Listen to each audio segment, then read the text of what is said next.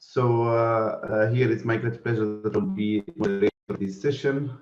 First of all, my name is Marwan bin Rashid. I'm a cybersecurity coordinator in ITU. Here we start the session by a quick presentation of this topic. Then we will move. Here there are some issues. Maybe I will put my headset. Just apologize for that.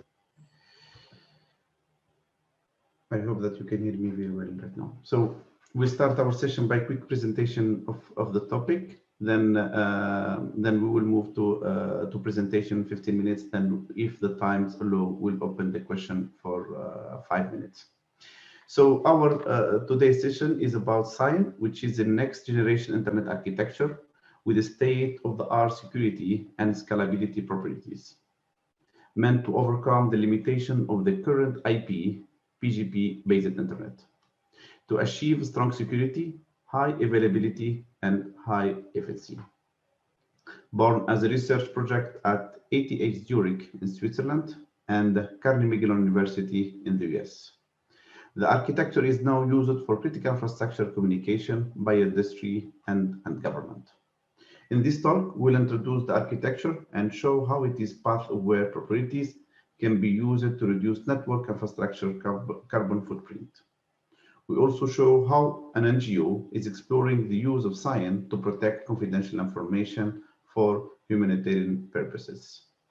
Our guest speaker of today is Mr. Nicola Ristonoli. Nicola Ristonoli is a research assistant in network security at ETH Zurich, where he is responsible for deploying and promoting SIAN, a secure and energy-efficient next-generation internet. He currently works together with NGO on bringing secure internet to developing countries. Prior to this, he was at Open Systems, where he supported NGO in operating networks security solution in challenging environment. Nicole, good morning, and the floor is yours. Thank you. All right. Well, so thanks a lot for your introduction, Ben, and thank you all for being here. So let me quickly share my screen. Are you able to see my slide? Yes, we can hear. We can see it. Okay, perfect. All right. Yeah, I guess we already had a pretty nice introduction. So thanks a lot for that. So let's get started and dive straight into SIAN, this next generation internet architecture. So before we get started, I actually wanted to tell you a story. And I want to go back to the times where internet was really booming and starting to become prevalent. And this is in 1989. And there were two engineers from Cisco and Juniper, and they were having lunch at one of the EITF meetings. And they were discussing during this lunch about how they could connect all those new internet networks all together and how those networks could exchange routing information. So those pioneers, they started really writing down on their napkin, and they come up with this protocol that is what is today BGP, or the Border Gateway Protocol. And this protocol still today, after so many years, is still the one responsible for all ISPs to exchange routing information. And while I think it is really beautiful that such protocol could survive for such a long time, we believe that this is also causing some issues. In some way, we can say that the internet is on fire. And this is not really only because, well, back in those times, internet only had a few tens of thousands of connected devices. And today there's billions, and this is growing. But this is also because BGP really lacks any concept of sovereignty in the way the protocol is designed. But it also sometimes is cause of frequent outages, not to mention attacks. So for example, denial of service attacks that are becoming more and more prevalent, but also routing attacks, where traffic can be hijacked by malicious entities, because BGP does not really have, at least in its native version, any built-in security. Ultimately, BGP and today's internet cannot even provide communication guarantees, in the sense that sometimes, yeah, the communication might interrupt, And this really makes today's internet not really fit for running, let's say, critical infrastructure. And that's why usually organizations have to rely on lease lines or other means of communication. So at ETH Zurich, we started thinking a few years ago, what if we were to redesign interdomain routing and a new internet architecture from scratch? Well, of course, we wanted to support all sorts of new applications, cloud computing, and so on. But our main focus was really to work on something that could provide security, performance, and high availability by design. And that's how we came up with Scion, which means scalability, control, and isolation on next generation networks. And when designing this architecture, we focused on having something that could provide highly secure and available communications while making most attacks really impossible by design. And this is thanks to basically cryptography being built in pretty much in every single aspect of this protocol. We believe that strong cryptography, it is not really useful unless you also build, let's say, simple and flexible governance model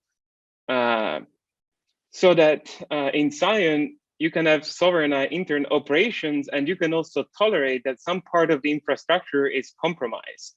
And Scion makes sure that if a part of the infrastructure is compromised, let's say in a certain country, other countries are not necessarily affected by that, as it happens today in BGP. We also wanted to think about carbon footprint and energy efficiency. And in the end, obviously, we wanted to have an architecture that could provide by default also high availability so that you can actually also run critical infrastructure and control systems on it without all the interruptions that you have if you use today's public internet. So this was really a research project for a while at ETH Zurich. We spent over 150 person years of research. And in the last few years, this has been really moving from research to actually being used by organizations and governments. So how does actually Scion look like? Well, the main concept behind Scion is that this is a path-aware internet architecture. And that means that we have a control plane that is responsible for routing, so for figuring out where traffic should go and disseminating this information across the whole global network. And when you look at packets, they look a little bit different from IP because packets actually carry path information end to end. And this is really interesting because, well, in some way, this makes Scion routers also very simple and cheap. And at the same time, it is also enabling Scion to be massively multipath. So that means that if you want to talk from, let's say, S to D, while on today's internet, you only have one path. And if this fails, then there might be an interruption. With Scion natively, you get multipath. And in this example, between S and D, you can see that there's about 54 different paths. And this is really interesting because it allows you to route information in a way that is either more highly available, as you always have backup paths, or also more performant. All right, so far we briefly introduced Scion. I wanted to spend a few minutes to talk about some of the use cases with this protocol. So first of all, let's imagine we have an organization and it wants to talk to either one of its branches or maybe one of its customers or partner somewhere else in the world. And if you use today's internet, or for example, an SD-WAN solution, for each internet connection, you only get one path. But being Scion natively multipath, you're actually able to decide which path your data takes. And when you do that, you can actually specify different criteria. So in this example, we see that voice over IP traffic that is a bit more latency sensitive can go on a shorter terrestrial path, while more generic traffic can go on a cheaper path on a longer submarine route. And when you choose those paths, you can actually use different criteria. So obviously latency and bandwidth are important, but one really cool thing about Scion is that you can also choose which infrastructure you should go across, which could be, for example, the jurisdiction. Or you can also look at the CO2 footprint of those paths. And we're gonna go look at this later. All right, so as mentioned, when designing Scion, we also wanted to have a look at the, let's say, carbon footprint of internet infrastructure. And we looked at predictions and we noticed that fixed networks, which actually include also core networks, are actually responsible for a significant part of this internet consumption. And this is expected to grow by 44% in the next 8 years. So as Scion is focusing on interdomain routing, we were wondering, how can Scion help in tackling this issue? And well, first of all, Scion is really efficient in the way forwarding is really happening in routers. Standard IP routers have huge routing tables, and this routing table lookup process is very energy consuming. And that's why with Scion, by having very simple and cheap routers, we can make forwarding 30% more energy efficient than today's IP routing. In addition to this, we also open a line of research where we are building a model for calculating CO2 emission per bit. And this is really based on which path traffic is routed on. And we built a way to embed into the architecture control and data plane information that basically tells Scion users what is the CO2 impact of any given traffic path. And we envision with this to build a mechanism where ISPs can be incentivized and rewarded for providing green paths. And green paths means that they're running on energy efficient infrastructure or that they're procuring green energy. And the cool thing about Scion is that really this can be built into Scion cryptography so that it can be somehow verified when it comes to how traffic is routed. All right. Another really interesting use case where we have been working on is together with an NGO. So we have been working with the ICRC, the International Committee of the Red Cross, and they face huge challenges with migrants and refugees. And they're often operating in really challenging environments. And they were working on this humanitarian digital platform where those people at risk can basically store their documents in a digital safe. And when it comes to such volatile and complex environments, well, a data breach could actually really have life or death outcomes. So for them, it is really paramount that data protection is secured at every single step. And so we looked at Scion and thought, how can our geofencing feature help? And that's why we're building a system where users are connecting to the secure server run by the ICRC, and they can do so by hopping over the Scion backbone, where geofencing is giving, let's say, certain and guaranteed path between users and the server, and so that we can make sure that traffic is not eavesdropped by any adversary on path. And we're working now to deploy this in South Africa and to test this with users. All right. Well, wrapping up, we have been talking so far about Scion, and I must say this is really a bold idea. And initially, this was really a research project, but in the last years, this has really been moving to something that is being used by companies and organizations. And there is a spin-off of ETH Zurich called Anapaya that is leading the global productive deployment of Scion. And what exists today is really a globally distributed BGP backbone that is completely independent from today's internet. So it is not affected by faults on today's internet and can provide really global and secure communication. And for example, if you're in Switzerland, you can get native Scion peering at the Swiss Internet Exchange. And there's also ISPs throughout Switzerland, Europe, and Asia that are starting to deploy and implement Cyan. And one of the cool things is that they can provide this path-aware connectivity as a premium option to their customers. And we have seen that this is also popular with certain organizations. So we have the Swiss government, but also quite a few financial institutions that are now leveraging Cyan for certain critical workloads. So there's been really more and more interest about this. And if you want to know more about Cyan, I invite you to check out our resources. On our website, you will find extensive documentation. And on Cyan Lab, you can also find a research and development global Cyan instance where you can actually connect your network, connect your devices, and really start to experiment with this architecture.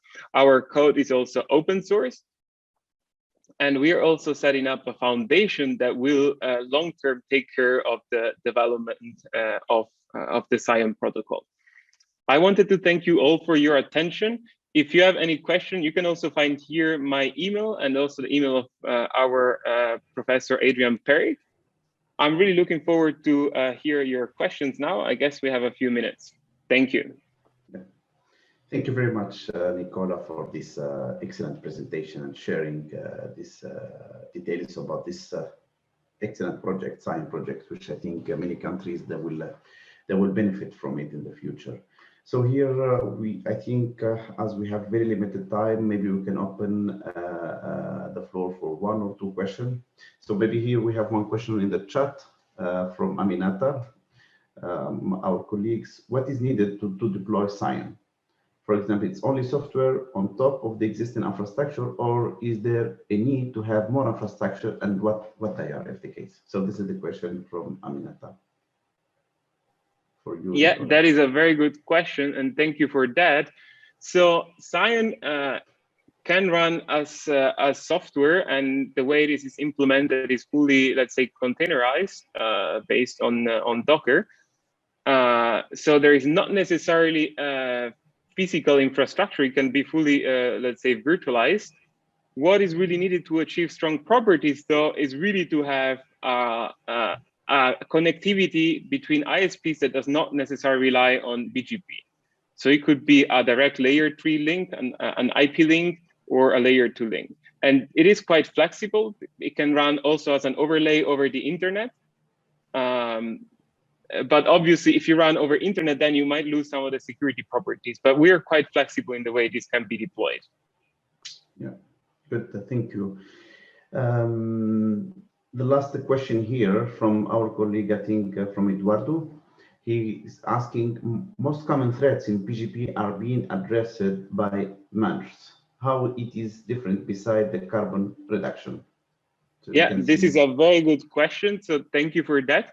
Yes, and we're actually welcoming manners and obviously RPKI that is making BGP a bit less vulnerable than it used to be. So one thing is that BGP, let's say RPKI and BGP stack, they do address some of the problems with prefix hijacking, but they don't really prevent all the rerouting attacks. So you can, for example, reuse an existing ROA and still use it to somehow send traffic over a different path. And you still don't get any guarantees when it comes to that. Another issue that is not really solved by manners is BGP convergence time. So when there's issues with BGP, as you have only one path, it can take minutes to recover globally. And Cyan is natively multipath, so you can do this really in milliseconds. And that's what makes Cyan a lot more fit for also running, let's say, critical infrastructure and controls. Yeah, thank you very much, Nicola. Thank you. So I think this session comes to the end. Would like just here to thank our speaker, and we are very grateful for the time and the effort you took to share your thoughts and experience with this Cyan project. So thank you very much, Nicole. And now I would like to hand over the floor to my colleague Ruda Amir Ali, who will share the next session. Ruda, are you here with us? Can you hear us? You're muted, Ruda. Good morning, everybody. Can you hear me? Yes. Yeah. Floor is yours. Thank you. Yes, thank you so much. Actually, راح انتقل للتكلم باللغة العربية. الحقيقة برحب فيكم اليوم بجلستنا حول الإنترنت الأشياء والمدن المستدامة والتكنولوجيا الجيل الخامس باعتبارها المحرك للمدن الذكية والمستدامة في المنطقة العربية. طبعاً أنا اسمي رودة الأمير علي. أنا مسؤول برامج في المكتب الإقليمي للدول العربية لاتحاد الدول الاتصالات. الحقيقة بشكركم على حضوركم جميعاً، وبشكر جميع المتحدثين كمان اللي تفضلوا بقبول دعوتنا للتحدث في هذه الندوة عبر الإنترنت. الحقيقة بحب بس أتأكد إنه جميع المتحدثين موجودين. ممكن تعطونا بس دقيقتين، وبأثناء أنا رح أدعو زميلتي إيفنجينا لتعطيكم شوية معلومات حول استخدام الزوم لهذه الندوة. I would kindly ask my colleague to provide some housekeeping regarding the using of Zoom during this session. Please, Evgenia. Thank you, Ruda. I would like to ask all participants to keep their microphones muted and wait. I think we'll use the other one. Sorry about that.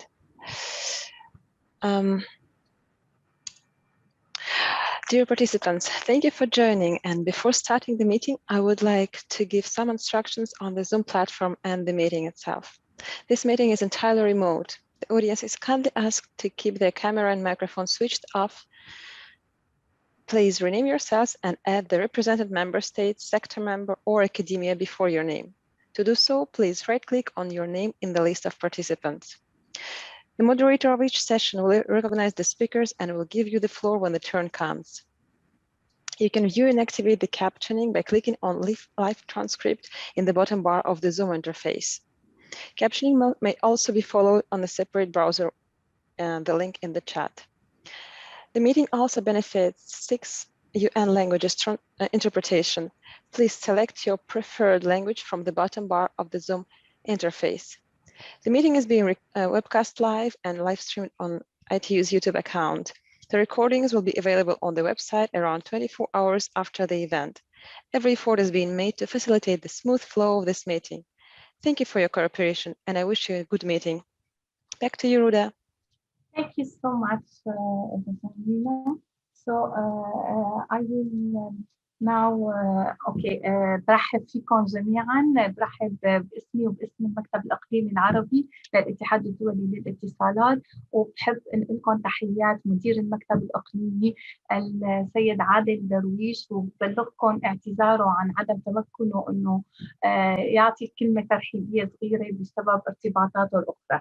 الحقيقة الموضوع مهم جدا، وخصوصا في المنطقة العربية. يمكن إنترنت الأشياء والشبكات الجيل الخامس أصبحت مكون مهم وحيوي بموضوع يعني خلق مدن ذكية ومستدامة، وممكن تعمل فرص كبيرة في هذا الموضوع خصوصا بالمنطقة العربية، وتخلق ويكون لها تأثير كبير سواء على الأشخاص أو على مستوى العالم.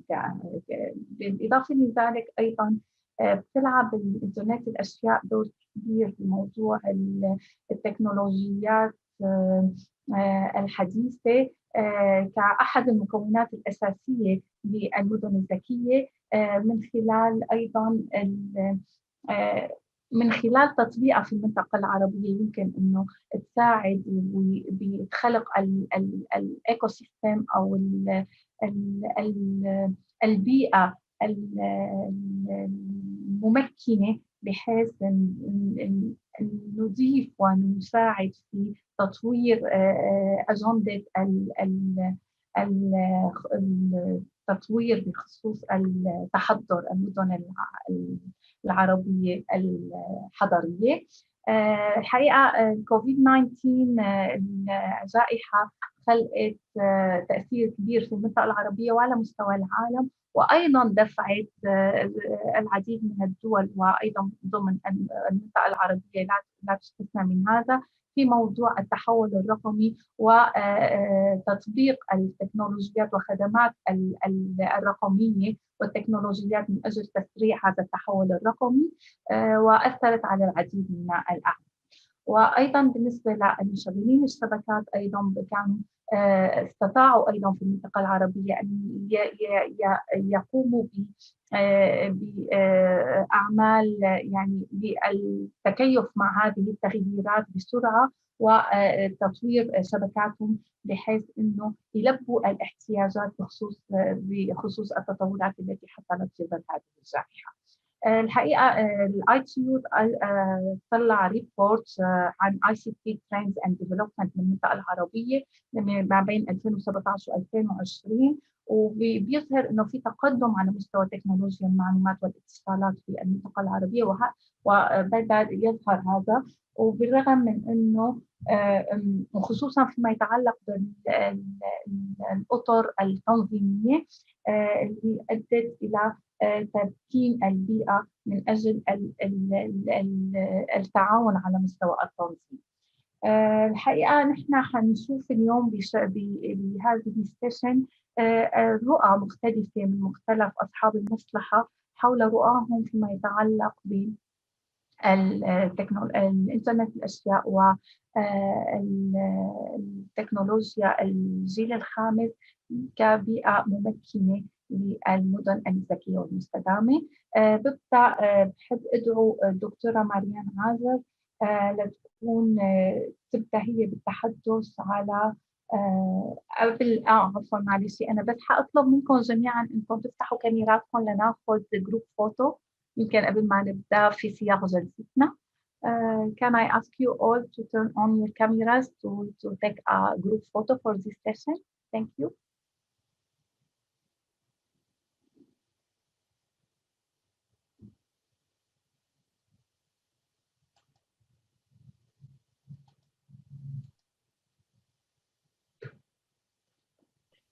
Okay, let me wait for a few more minutes. Yeah. Oh, not minutes, moments. Sorry, I wait more people to connect their cameras. Okay, I think we're ready.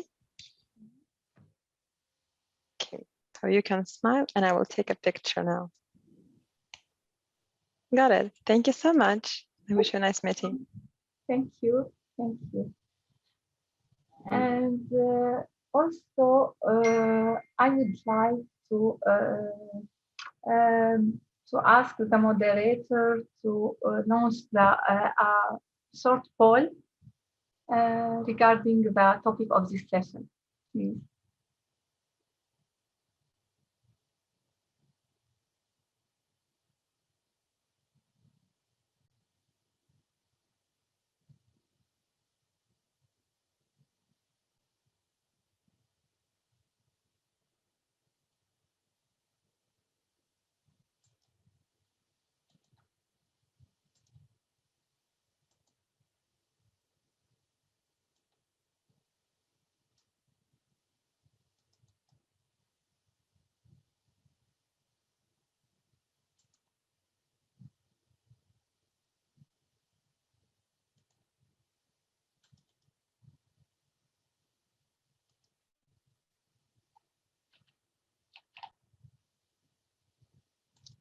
It's done.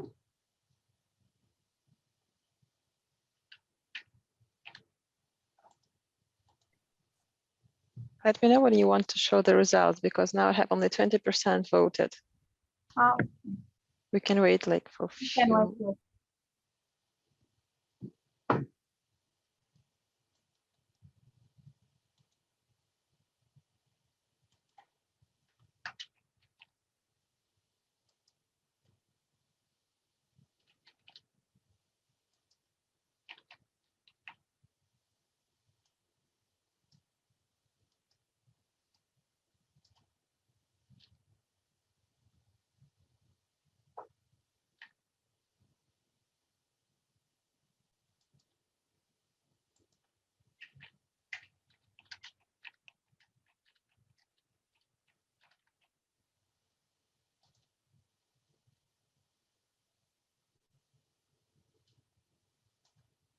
Okay.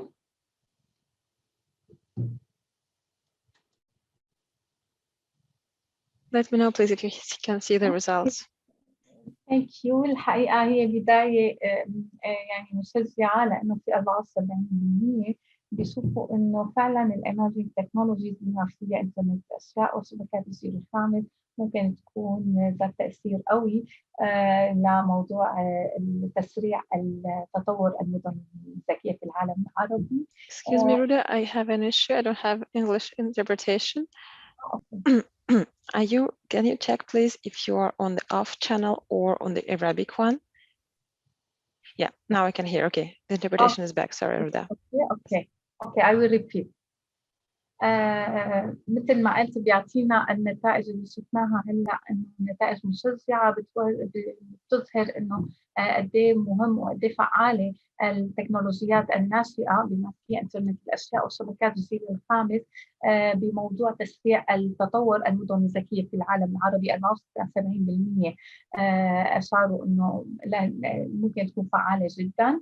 الحقيقه الكوفيد جائحه كورونا يمكن شجعت الدول انه تبدا تطبيق بعض من هذه التكنولوجيات. 80% اكدوا على هذا الموضوع. وايضا بالنسبه للسؤال الثالث اللي هي ما هي التحديات المهمه في موضوع التكنولوجيات، يعني اعتماد هذه التكنولوجيات من اجل المدن الذكيه.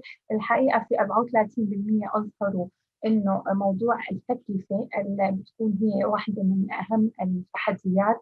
ايضا يمكن في نسب متساويه ما بين نقص الوعي والسكيورتي اسبيكتس هن يكونوا تحديات اخرى. وايضا التطبيق او يعني نشر هذه التكنولوجيات.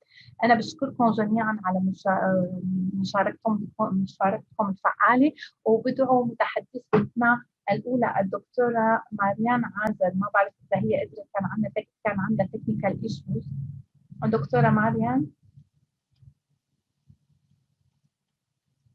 أوكي، يبدو إنه دكتورة مريان ما قدرت تكون معنا. طيب، في معنا المتحدثة الدكتورة ريم بالحسين شريف. دكتور ريم بالحسين شريف. She is a General Engineer, Chief Innovation and Strategy Officer at Tunisia Telecom. Dr. Reem is a General Engineer. She has worked for the incumbent telecom operator in Tunisia since 1994, and she is currently the Chief Innovation and Strategy and the responsible of digital transformation at Tunisia Telecom. Dr. Sharif Belhassain Sharif has participated to several IT conferences, seminars, and workshops, and she is a vice chair of the ITU Telecommunication Standardization Advisory Group, TSAG, and the current rapporteur on standardization strategy. She is also vice chair of ITUT Study Group 13 and its regional group for Africa, vice chair of Working Party 3/13 and vocabulary rapporteur for the ITU Standardization Committee for Vocabulary. Moreover, she was a vice chair of the ITUT focus group on bridging the gap from innovation to standards between 2013 and 2015. Welcome on board, Dr. Reem, and please, the floor is yours.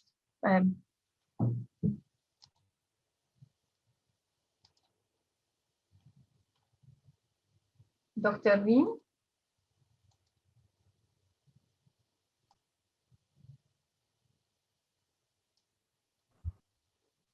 Dr. Reem ستتناول. Yes, can you hear me? Yes, can you hear me? Yes, we can hear you. Yes. دكتور ريم حتتناول في هذا العرض موضوع المدن الذكية المستدامة في عصر الجيل الخامس، دور مشغلي الاتصالات. تفضلي دكتور. No, we can't hear you. We can't hear you. I'm on the chat.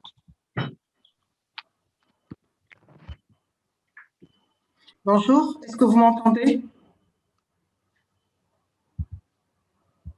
Yes, we can hear you. Okay. que vous êtes en train de voir mon écran? Yes, we can see your screen. Thank you so much. Ok. Bonjour à tous. Merci beaucoup, Madame la modératrice, pour cette introduction. J'ai l'honneur donc de participer aujourd'hui à ce webinaire très important avec un sujet d'actualité, en particulier pour notre région arabe. Et je remercie le Bureau de développement des télécommunications de l'UIT ainsi que le Bureau régional pour les États arabes pour l'aimable invitation d'aujourd'hui. Donc, mon humble présentation, elle va porter sur les villes intelligentes durables à l'ère de la 5G et plus particulièrement sur le rôle que peuvent jouer les opérateurs de télécom, comme je travaille pour l'opérateur télécom tunisien, Tunisie Télécom, donc c'est l'opérateur historique.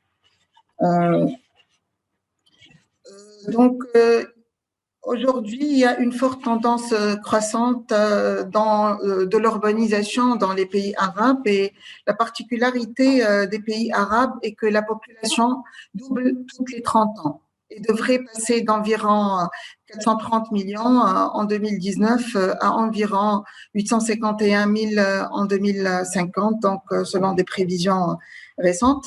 Donc, la deuxième particularité, c'est qu'il y a une augmentation non proportionnelle répartie de la population entre les zones rurales et urbaines. En effet, donc aujourd'hui, nous avons 66% de la population des pays arabes qui vivent aujourd'hui dans les villes, alors qu'à l'échelle mondiale, 55% de la population mondiale vivent dans les villes. Donc, on voit bien que dans les pays arabes, il y a cette particularité où il y a plus d'urbanisation. Donc aujourd'hui, donc la région arabe, elle connaît une urbanisation rapide, comme vous le voyez donc dans ce slide, avec un taux d'urbanisation annuel de l'ordre de 2,5%. Et il y a vraiment une forte évolution de la population urbaine dans toutes les sous-régions du monde arabe. Donc, elle est bien répartie sur toutes les régions arabes. Et comme on le voit donc sur le schéma de ce slide, toutes les sous-régions du monde arabe, sans exception, à l'instar des pays du Golfe, du Mashrek, du Maghreb et du Sud. Toutefois, cette tendance croissante de l'urbanisation dans les pays arabes est à l'origine de l'émergence de plusieurs challenges liés principalement à l'étalement urbain. La pollution de l'air. On peut citer aussi l'augmentation de la pauvreté et de l'exclusion sociale, l'infrastructure et services inadéquats, l'insécurité alimentaire, la disparité de richesses, les modes non durables de l'approvisionnement en eau et de la consommation d'énergie, ainsi que beaucoup d'autres challenges dont certains sont présentés, comme vous le voyez dans ce slide. Afin de faire face à ces challenges et aux pressions résultantes de l'augmentation des taux d'urbanisation et dans le cadre de leurs efforts pour répondre aux besoins de leurs citoyens, les pays arabes tendent à lancer des projets de villes intelligentes, surtout tenant compte de la forte relation positive entre les villes intelligentes et la prospérité et la croissance économique. Pour ces projets, les pays arabes s'appuient sur les technologies de pointe pour augmenter l'efficacité, la productivité et améliorer ainsi la gouvernance des villes. En effet, donc, les projets de villes intelligentes qui ont été lancés dans les pays arabes visent soit à transformer les vieilles villes en villes intelligentes, soit à créer des villes intelligentes complètement nouvelles. Je vais citer quelques initiatives dans certains pays arabes. Bien sûr, plusieurs autres initiatives dans ces mêmes pays ou dans d'autres pays arabes sont déjà lancées, que je n'ai pas peut-être mentionné dans mon slide devant vous. Donc, à titre d'exemple, je vais commencer par la Tunisie qui donne beaucoup d'importance à la transformation de certaines villes tunisiennes, à l'instar de la capitale Tunis, la capitale du Sud, la ville de Sfax, ainsi que le projet de ville intelligente à Bizerte. D'autres projets seront planifiés dans d'autres villes tunisiennes. Comme le montre le tableau présenté dans ce slide, beaucoup de pays arabes possèdent des initiatives d'implémentation du concept ville intelligente pour la transformation de certaines grandes villes en villes intelligentes, à l'instar de l'Arabie saoudite, la création d'une nouvelle capitale administrative en Égypte. Aux Émirats arabes unis, on voit aussi beaucoup de pays, au Bahreïn aussi, Algérie, Jordanie et Oman. Bien sûr, comme je l'ai mentionné, j'ai pas mentionné toutes les pays arabes, mais ils sont tous en train de créer et de travailler sur des projets de création de villes intelligentes.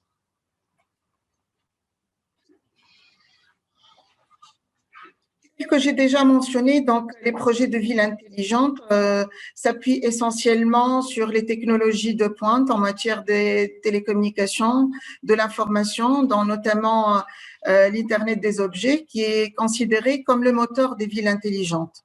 C'est un système qui repose sur la connexion de divers dispositifs et sources de données à une infrastructure de communication centralisée, ainsi que la mise à disposition des données aux autorités et aux citoyens qui peuvent les exploiter pour répondre à l'activité urbaine.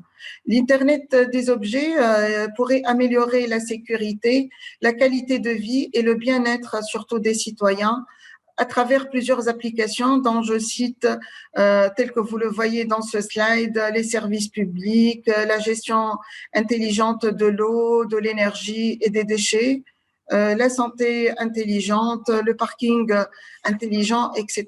Donc, il y a beaucoup de use cases qui sont présentés dans ce slide. Les services Internet des objets peuvent être fournis à l'aide de plusieurs technologies, telles que les technologies LoRa, les technologies Sigfox et les technologies cellulaires, 3G, 4G et aujourd'hui 5G. Et la dernière technologie de pointe utilisée actuellement dans les villes intelligentes est la technologie 5G, qu'on appelle aussi l'IMT 2020, l'IMT 2020, qui est considéré comme un catalyseur clé de l'Internet des objets, et ce, tenant compte de plusieurs considérations. Donc, la 5G profitera aux technologies LTEA en permettant donc aux transmissions de pénétration environnement urbain d'avoir donc une étendue plus large et d'atteindre plus de capacité. Les services critiques, donc la 5G, elle permet aussi, elle permettra aux communications massives de type machine d'étendre la connectivité Internet des objets, un grand nombre d'appareils avec diverses exigences de qualité de service. Il y a aussi les services de critiques qui bénéficieront d'une communication à faible latence, offrant une latence environ 1 milliseconde avec des taux d'erreur très faibles pour une perte de paquet minimale. Je cite aussi le principe de slicing, donc, qui est très intéressant dans la 5G et qui permet principalement d'isoler les appareils IoT, Internet des objets, en termes de trafic, de contrôle et de ressources, en améliorant beaucoup la sécurité et l'efficacité. La combinaison du mobile edge computing avec la 5G permet au traitement et à l'analyse de données d'avoir lieu plus près de l'appareil IoT en minimisant le trafic sur le réseau et en réduisant la latence, ce qui permet donc d'effectuer des analyses en temps réel, meilleure connectivité et moins de risques de confidentialité des données. Donc, l'apport de la 5G pour les villes intelligentes est aujourd'hui très significatif. Il permet de connecter des milliards de devices, assurer une meilleure pénétration dans les bâtiments, assurer une meilleure sécurité des données personnelles, connecter des réseaux hétérogènes, supporter des volumes importants de données, réduire le temps de latence, réduire les coûts et minimiser la consommation d'énergie. Lorsque les réseaux 5G sont couplés à de nouveaux logiciels tels que l'intelligence artificielle, la réalité augmentée, la réalité virtuelle, etc., il y a de nouveaux matériels tels que les robots, les drones, plusieurs possibilités de génération de nouveaux revenus émergents. Les services 5G améliorent une variété de cas d'utilisation des villes intelligentes, notamment l'éducation, la santé et l'énergie. Mais les trois secteurs qui sont actuellement donc les principaux domaines d'intérêt du marché sont les secteurs de transport, de la sécurité publique et des services rendus aux citoyens. Ce potentiel important de la 5G pour les villes intelligentes montre le rôle important de la connectivité dans de tels projets, et ce grâce au réseau des opérateurs télécoms qui sont au service des villes intelligentes. Aujourd'hui, donc, le marché mondial des villes intelligentes, comme vous le voyez, est en croissance continue. Donc, il est estimé d'atteindre en 2025 environ 238 milliards de dollars avec un taux de croissance annuel compensé de 2019 à 2025. Donc aujourd'hui, ce qui prouve qu'il y a donc de vastes opportunités pour les acteurs de la chaîne de valeur des villes intelligentes par rapport aux opérateurs télécoms. Les opérateurs télécoms sont des partenaires aujourd'hui de connectivité, connectant les personnes et les objets et permettant donc des solutions industrielles. Pardon.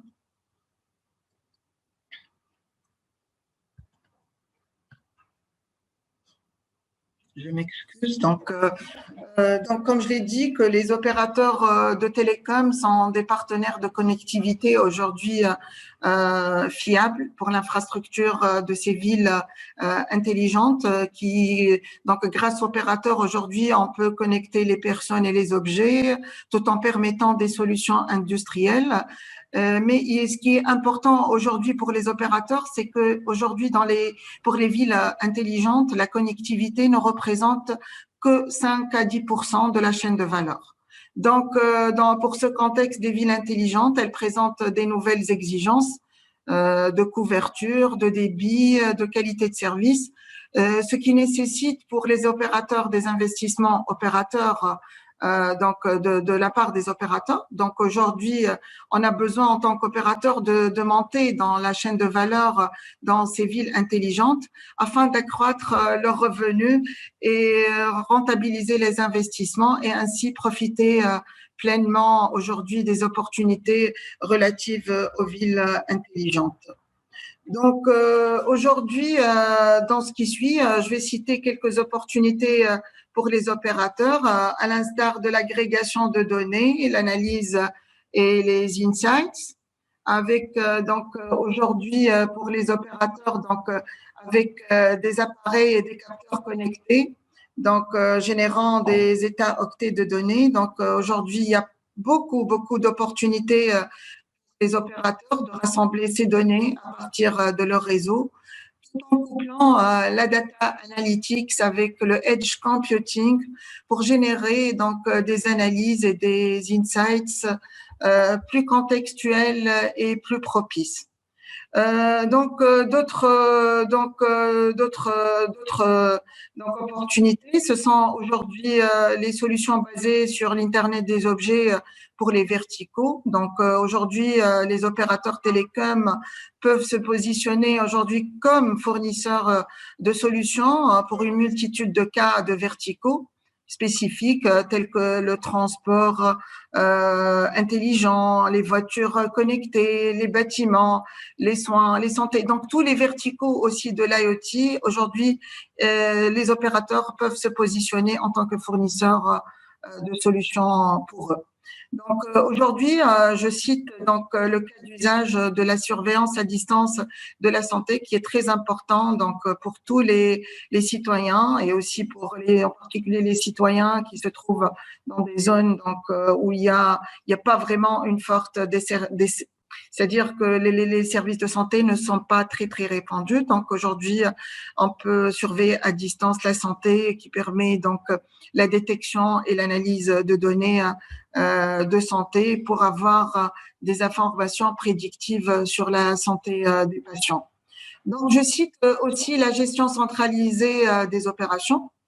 Donc aujourd'hui, les opérateurs sont très connus par leur savoir-faire en matière de gestion. Donc ils ont la possibilité aujourd'hui d'agir en tant que hub opérationnel, gérant et surveillant les actifs en temps réel. Donc ces efforts-là pourraient inclure aujourd'hui un centre de contrôle intelligent pour la sécurité publique, les services publics et les soins de santé, ainsi que d'autres, bien sûr, aspects qu'on peut les surveiller donc, de manière intégrée en tant qu'opérateur. Il y a aussi des services très importants, c'est qu'aujourd'hui, ce sont les services managés et les opérateurs aujourd'hui donc, peuvent rassembler les fournisseurs et les consommateurs à la fois, donc sous une plateforme numérique commune, et gérer donc ainsi des services pour tous les segments, donc à savoir le segment du transport, de la santé, des bâtiments intelligents, pour permettre l'efficacité, l'optimisation et l'évolution des ressources selon les besoins. Donc, grâce à l'expérience donc aujourd'hui des opérateurs en matière de technologie et de gestion des abonnés, donc nous sommes bien placés pour être fournisseurs à la fois de services managés et de connectivité pour les villes intelligentes. À mesure que les opérateurs approfondissent leur rôle dans l'espace des villes intelligentes, aujourd'hui, donc, on peut passer de facilitateur à créateur en partenariat aussi bien avec les gouvernements, les planificateurs de villes et les acteurs des dispositifs et de l'analyse de l'Internet des objets. Parce que oui, pardon. Oui, non, est-ce que vous êtes en train de… Donc, je continue. Donc, aujourd'hui, donc, comme je l'ai dit, aujourd'hui, on peut rassembler tout le monde. C'est clair que les opérateurs télécoms sont bien placés pour accompagner les collectivités de leur transformation donc numérique dans tous les secteurs de villes intelligentes, et ce grâce à plusieurs atouts dont je cite aujourd'hui les atouts des opérateurs. Aujourd'hui, c'est les réseaux fixes et mobiles, donc aujourd'hui de la fibre à la 5G, de l'Internet des objets, au big data. Aujourd'hui, l'une des particularités des opérateurs, c'est la marque de confiance qui est très appréciée par la haute disponibilité, la qualité de service, la confidentialité et la sécurité, parce qu'il y a beaucoup de données et c'est très important, ces aspects-là. La capacité d'authentification et de facturation sophistiquée. Aujourd'hui aussi, d'autres atouts tels que le service rendu au client et le client grand public. Aujourd'hui, nous disposons de plusieurs canaux de distribution et de commercialisation qui sont aussi bien offerts au grand public qu'au B2B. Donc, les insights clients en temps réel. Aujourd'hui, on peut savoir la présence, l'emplacement, les clients, qu'est-ce qu'ils sont en train d'utiliser, etc. Aujourd'hui, les opérateurs, beaucoup d'opérateurs disposent d'une bonne infrastructure dans les data centers en utilisant les dernières générations des data centers certifiés, ISO 27001, etc., Tier 3, voire Tier 4. Et un autre atout, c'est qu'aujourd'hui, les opérateurs disposent de beaucoup d'expertise technologique donc dans les réseaux de télécom ainsi que dans les systèmes IT. Je vais brièvement partager avec vous donc l'expérience de Tunisie Télécom. Très brièvement, donc juste pour votre information, depuis 2008, Tunisie Télécom est très consciente de l'importance des services rendus, donc des services intelligents. Donc, on a commencé par les solutions de localisation par satellite, le GPS tracking. Ensuite, on a continué à travailler sur beaucoup de solutions donc intelligentes. Donc, je vais citer juste quelques-unes. Donc, nous avons lancé en 2018 le service de géolocalisation des enfants et des personnes âgées, des personnes avec des problèmes. Ces services-là, ils en ont trouvé vraiment une forte. Donc, vraiment, les gens, ils ont très adhéré. Il y a eu une grande adhésion à ces services-là par les familles, etc. Aujourd'hui, en 2017, nous avons aussi lancé des solutions de domotique avec des partenaires locaux. Donc, on a vraiment insisté sur tout ce qui est les offres de smart home et de smart office. Donc, pour tout ce qui est smart home, nous avons offert des services qui permettent aux clients de piloter efficacement leur maison et les monitorer à distance grâce à un ensemble de capteurs et des équipements intelligents connectés à une box reliée à l'Internet.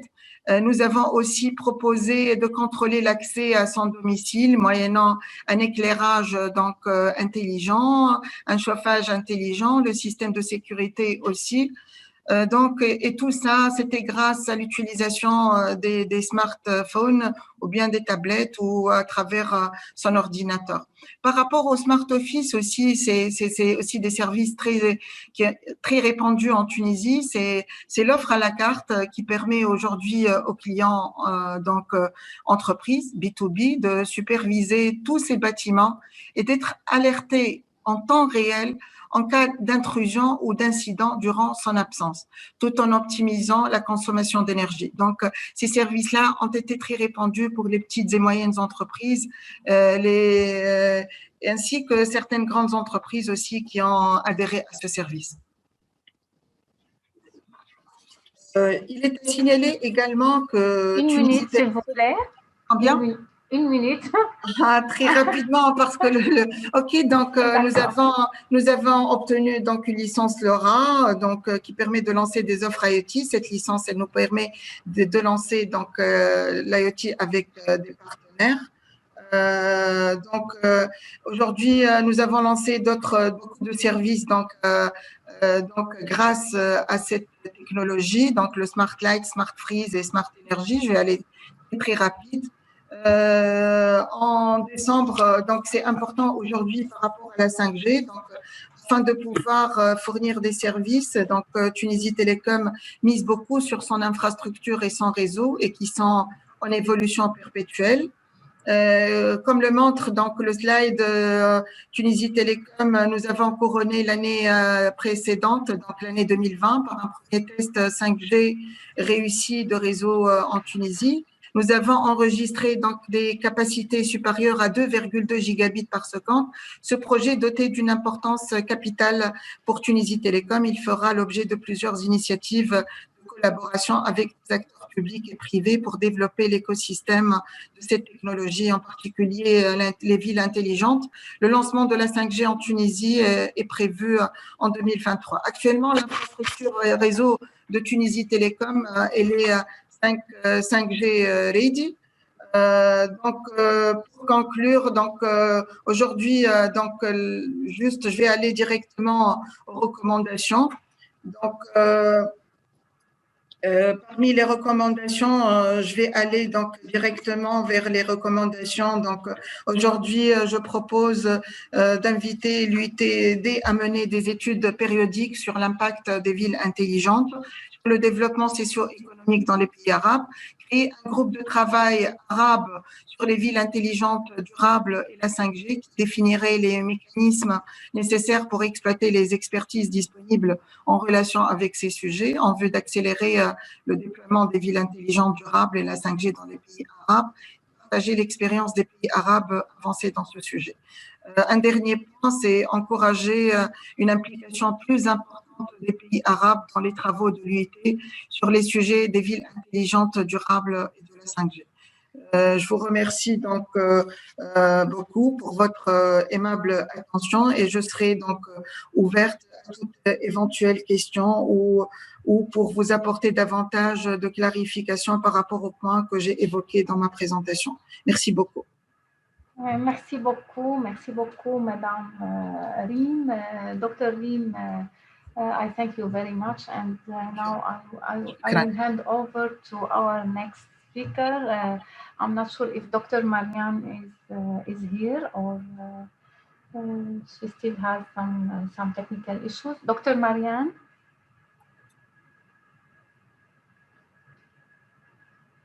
خذ لي بخي ميكرون. دكتورة مريان طيب اوكي انا حانتقل ل اوكي انا حانتقل للمتحدثة الثانية في جلسة اليوم وهي السيدة دانا الريس.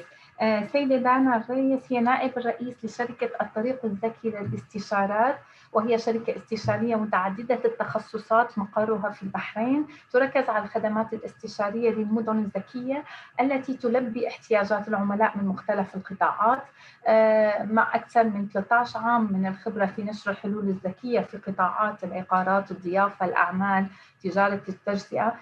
فهي تعتبر خبيرة في حلول المدن الذكية وتطبيقات التكنولوجيا الذكية. وأيضاً بصفتها الرئيس المشارك لقمة البحرين للمدن الذكية، أو ما يعرف في البحرين سمارت سيتي سامي، وهو حدث سنوي تنظمه شركة الطرق الذكية للاستشارات.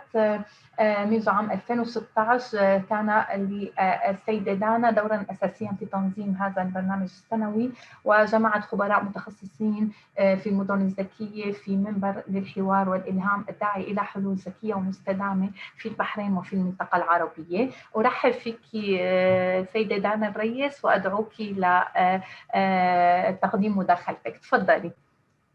معك 10 دقائق. تفضلي. بسم الله الرحمن الرحيم. السلام عليكم ورحمة الله وبركاته. شكرا أخت روضة على التقديم، ونشكر الاتحاد الاتصالات على تنظيم هذه الندوة وهذه الجلسة الحوارية. بقدم العرض باللغة الإنجليزية. I'll switch to English now. I'll be sharing my presentation on English. I hope my screen is clear for everyone. Yes, you can see your screen. Yeah, thank you. Okay. So in my intervention today, I will be focusing mainly on the applications of smart city solutions in the Arab region. Rola already gave an introduction about what we do. We actually work with clients, we work with vendors, we work with governments to advise on the implementations of smart city solutions. As you can see, there are different elements in the smart city. There are different definitions of smart cities. Basically, they all talk about the same pillars, but with different application for each, depending on the country or the organization that is adopting it. The one that I gravitate most towards is this diagram, which was published in the World Economic Forum report of April 2020 on the smart real estate. So it basically talks about cities that are livable, that are sustainable, that are affordable, and that are resilient. So when we talk about smart, it encompasses all of these elements for cities. And taking that into what it actually means, into actual applications, you will see that we talk about all the different elements of the cities will be impacted in one way or another by a smart solution, by a technology solution. Whether it's smart buildings, whether it's traffic management and monitoring, whether it's city services in terms of safety, security, video surveillance, residentials, commercial applications, and so on and so forth. But the question is always, are we driven by technology, or are we trying to build cities that are citizen-centric cities?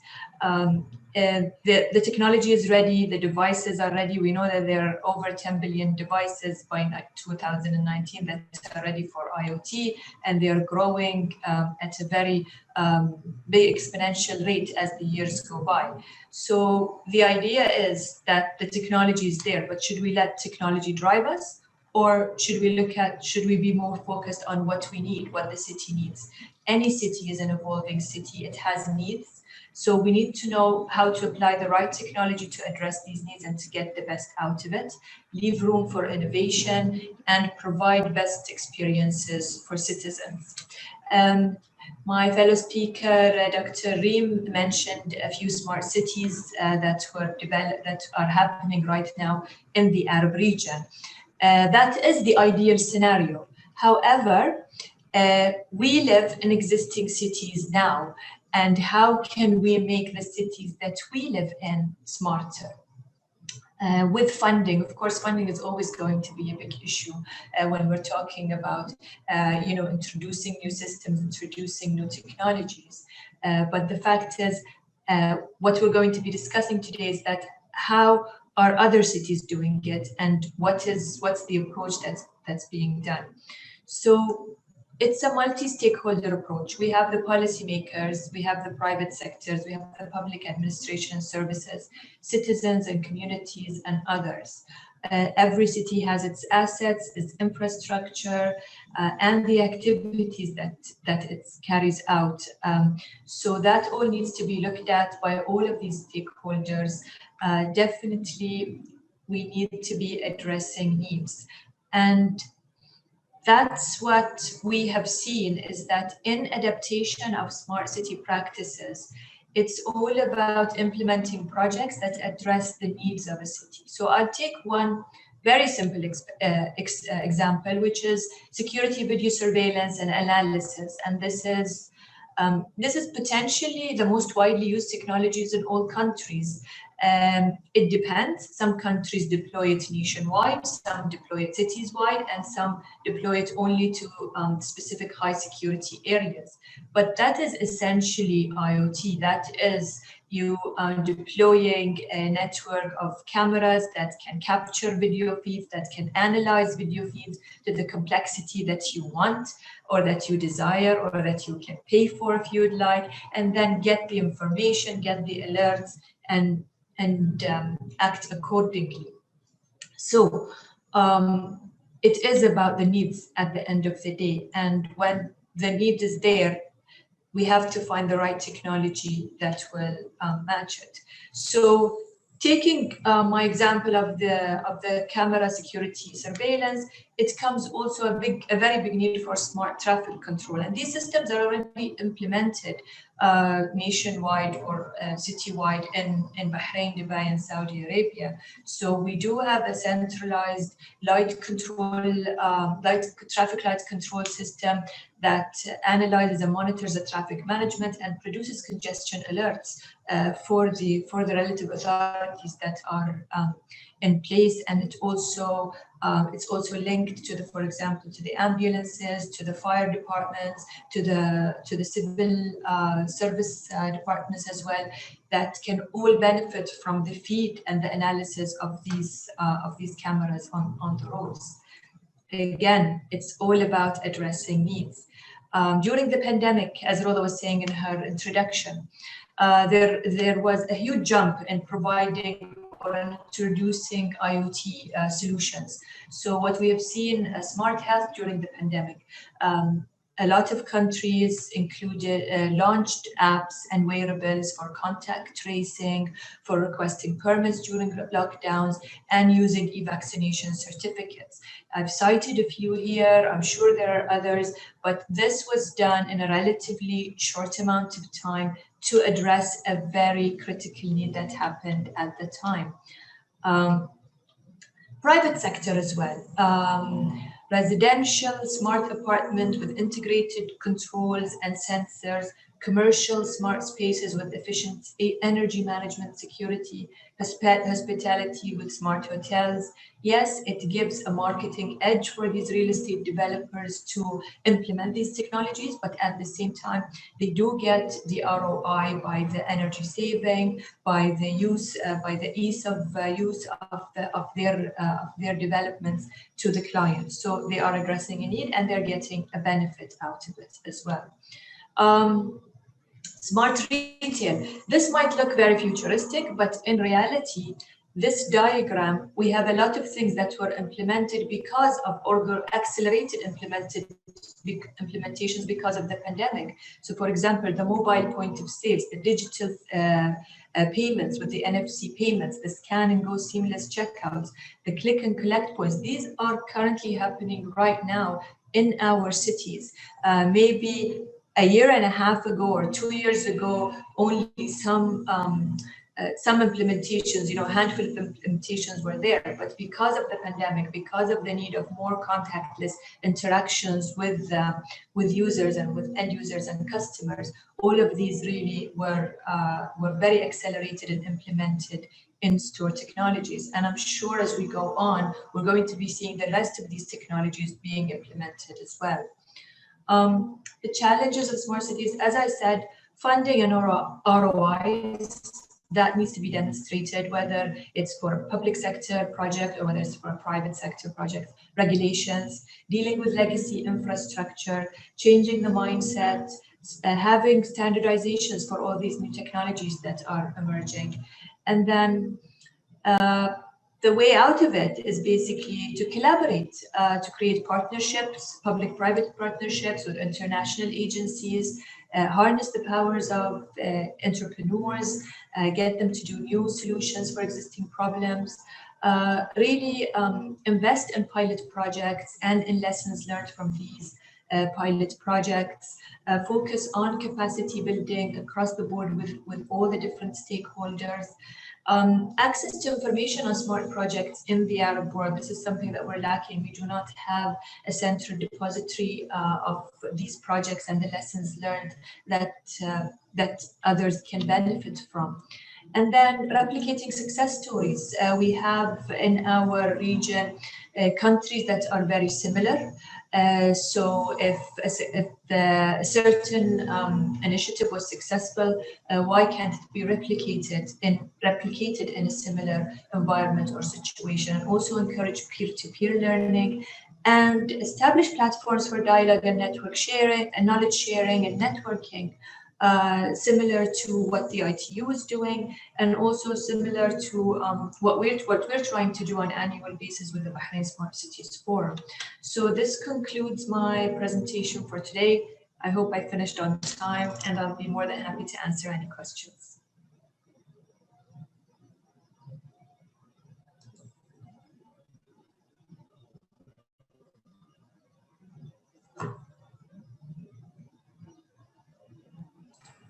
Thank you.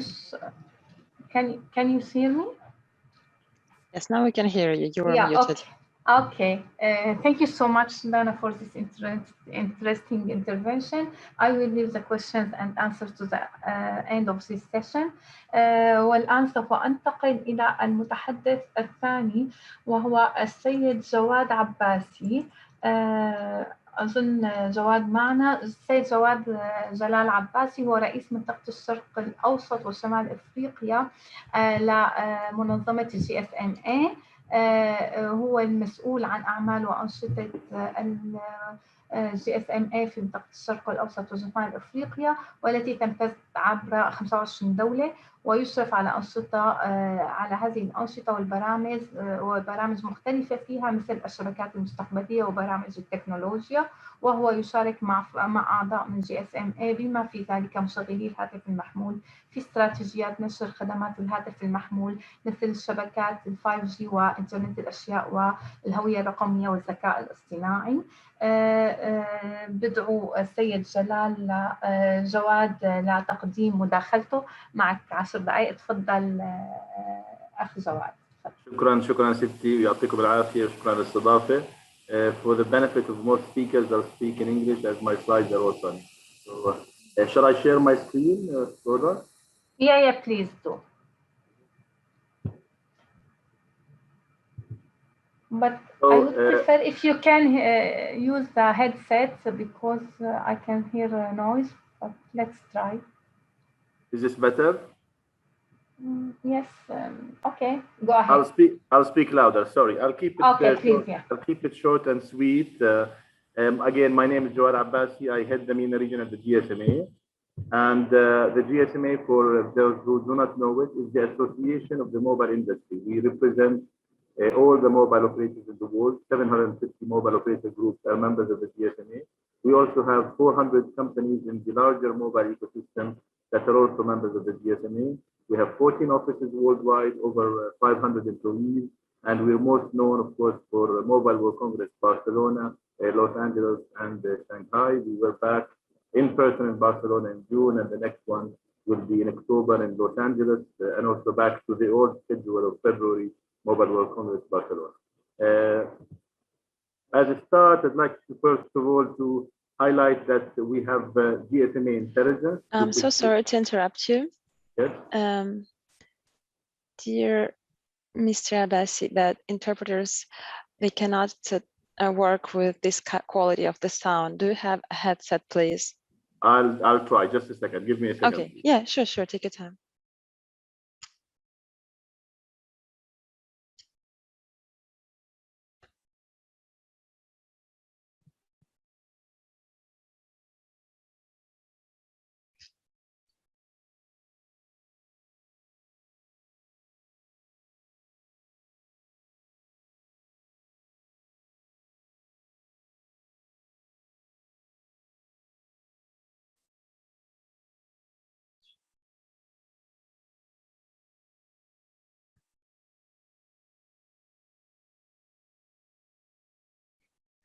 I'm sorry about the mix-up. Is this better? Let me check with the interpreters. 1, 2, 3 testing.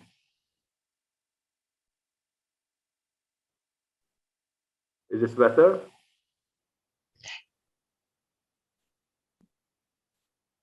Can I please speak more to establish Yes. the connection? Thank you. Yes. 1, 2, 3 testing the translation. Speaking from Amman, Jordan. 1, 2, 3 testing.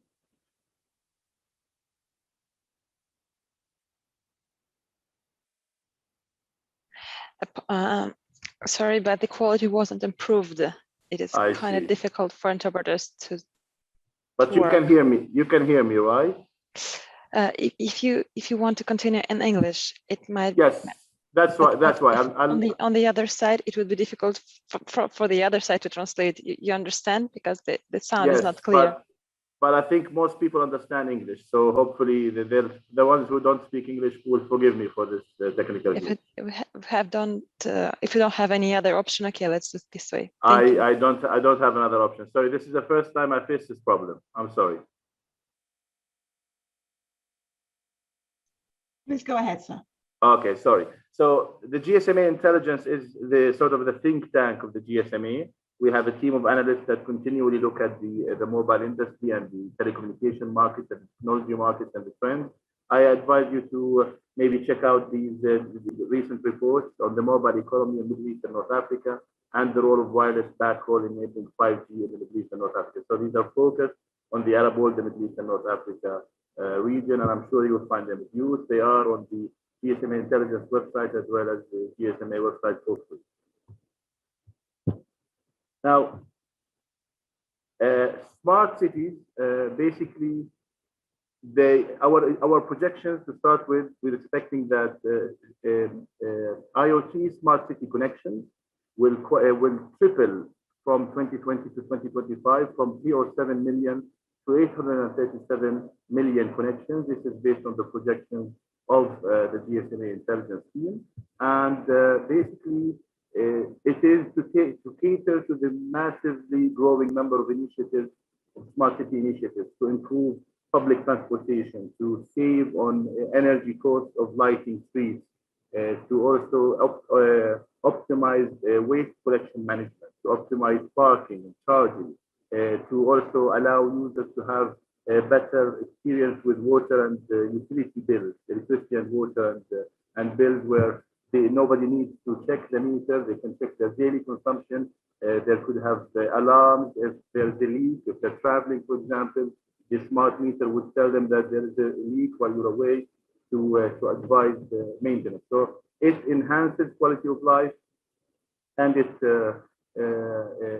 improves the efficiency of living in big cities for the benefit of a better green future and a more efficient utilization of resources.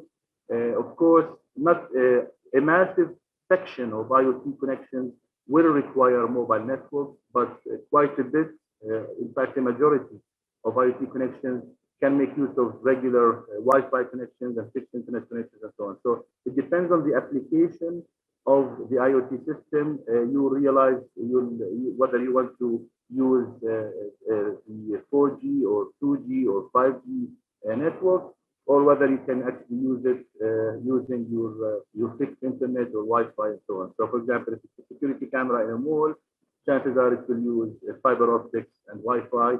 But if it's waste management and collection of trash around the city, more likely it would probably be best suited to use cellular networks. And that's where IoT technology in the licensed spectrum run on cellular networks is very important.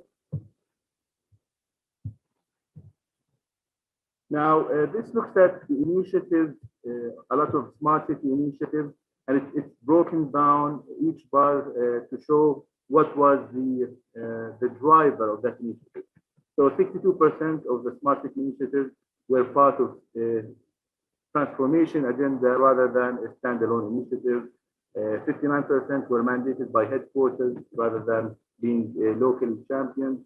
54% the driver was saving costs rather than 46% generating new revenue, and 51% to comply with regulation, 49% to do business benefits. So sort of a dichotomy of what is the main reason for a new smart city initiative. But the very good thing is that they are happening for the benefit of users and governments alike. There remains issues of major challenges happening because of this new technology.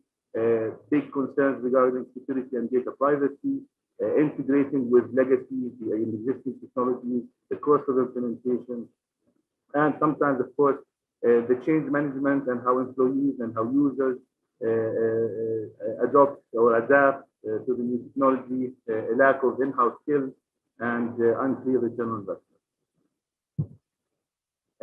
I'll share with you now some projections on the total market, cellular markets in the Arab world. By 2020, we had 400 million unique mobile subscribers in the Middle East and North Africa.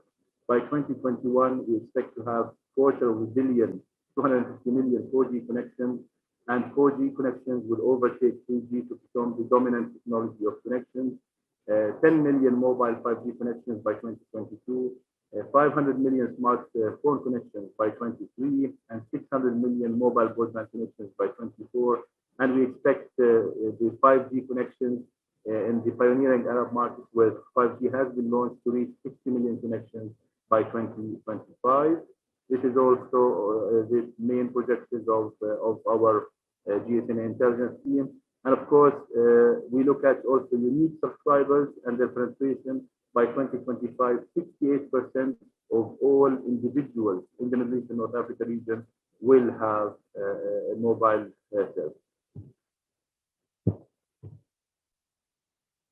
Now, the mobile economy contribution to the mobile industry contribution to the MENA economy amounted to 244 billion in 2019, and constituting around 5.7% of the total GDP of the region, which can directly relate it to mobile operators contributing around 1%, rest of the mobile ecosystem, and then indirect and productivity gains contributing to that.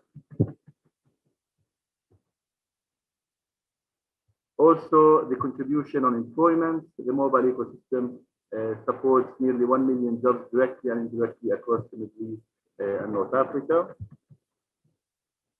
Now, we are, like the rest of the world, we still project 4G growth to continue alongside 5G.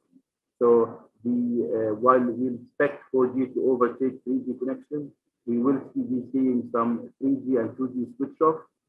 But for the foreseeable future, we will continue to see rapid growth in 4G connections and also on 5G connections, especially in the markets that have launched 5G connections already, 5G networks already. So this is an interesting slide, and I can share, of course, the slide with everybody who would like it. Just email me through the ITU office.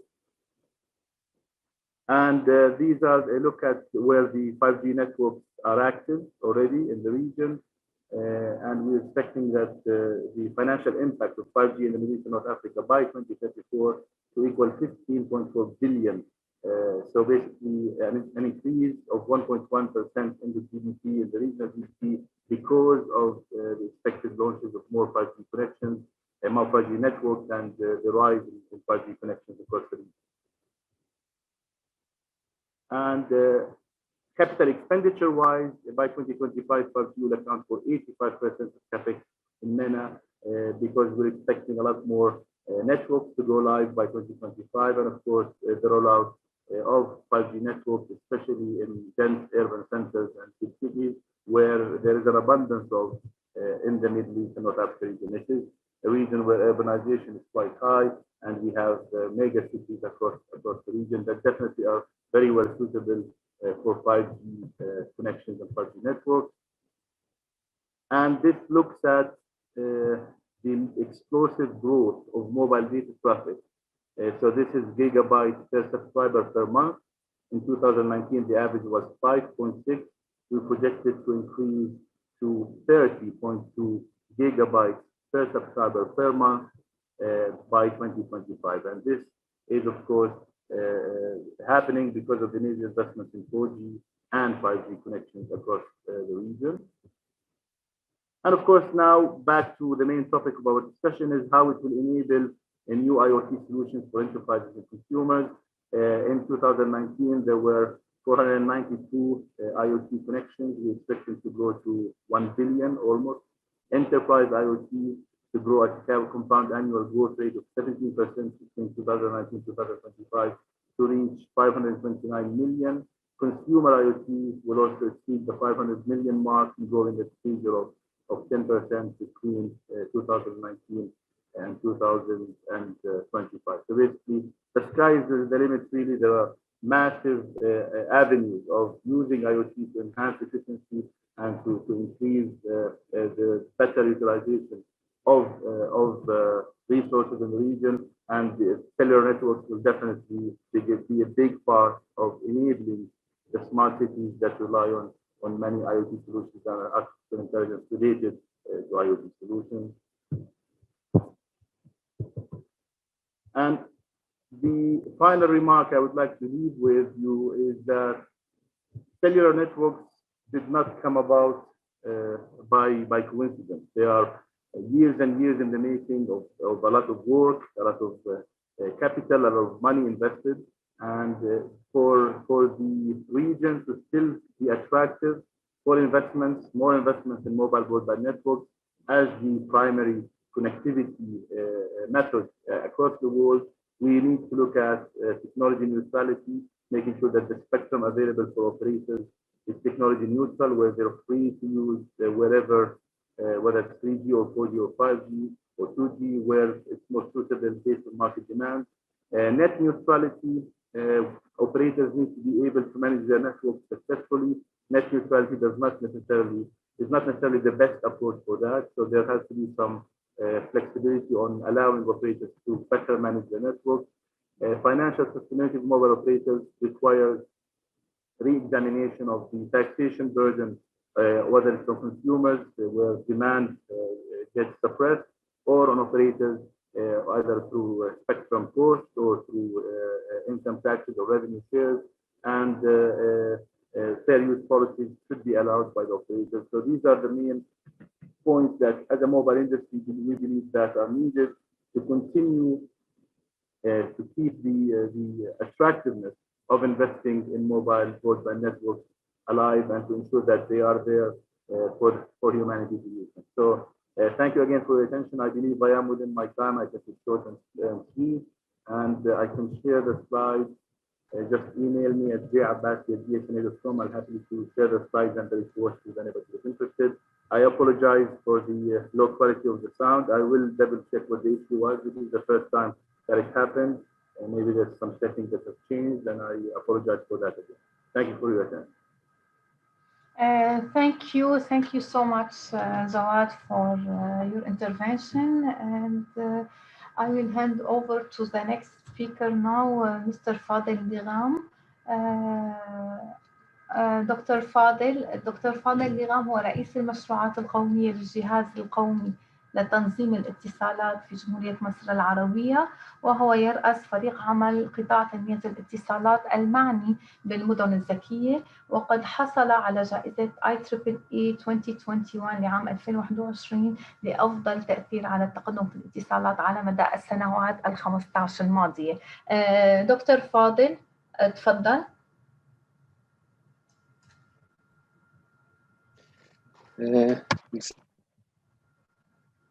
Is the camera on right now? Yes, we can see you. Okay. Do you have my presentations to share, or should I do it myself?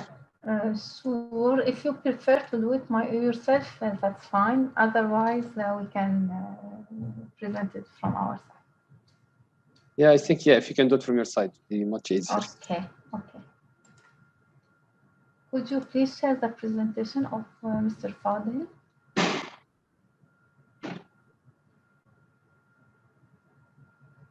Just a second, I have a small issue with the presentation. Give me 30 seconds.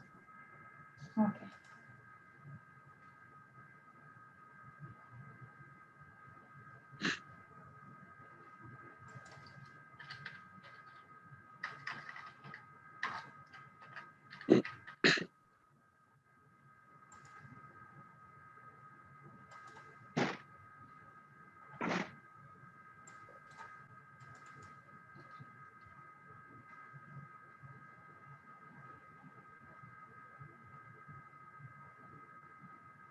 I can do it from my side if you want.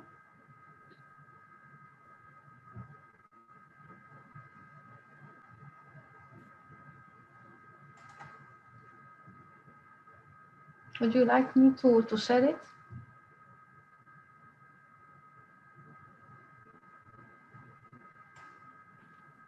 No, I'm on it. Hold on 1 second. Okay. Thank you.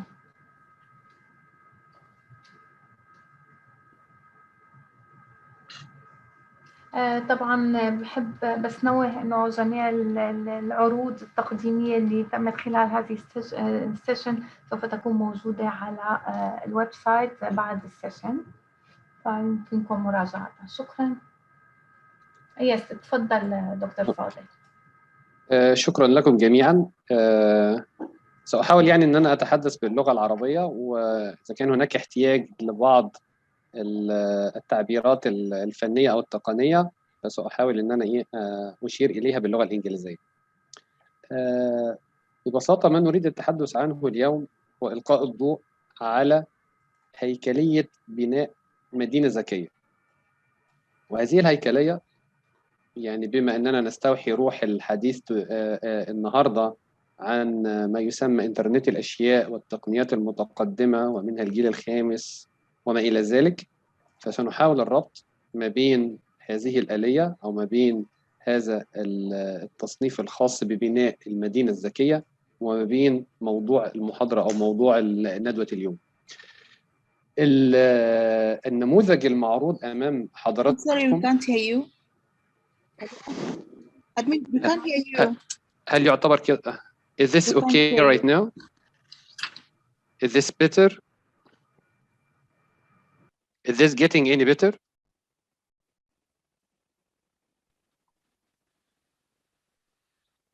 Yes, thank you. Now it's better.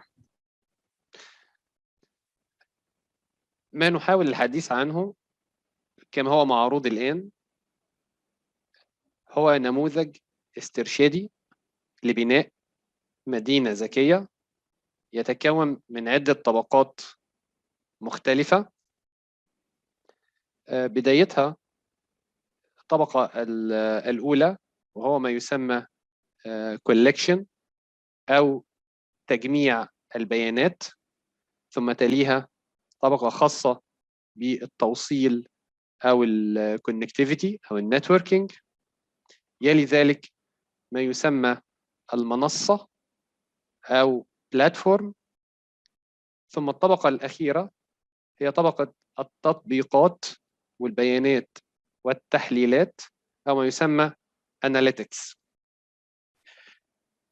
على المستوى الأدنى هذا النموذج هو ما تم دراسته وما تم تطبيقه في جمهورية مصر العربية في المدن الذكية المنشأة حاليا، وبدأنا بمدينتين وفي صدد إنشاء حوالي 14 مدينة أخرى.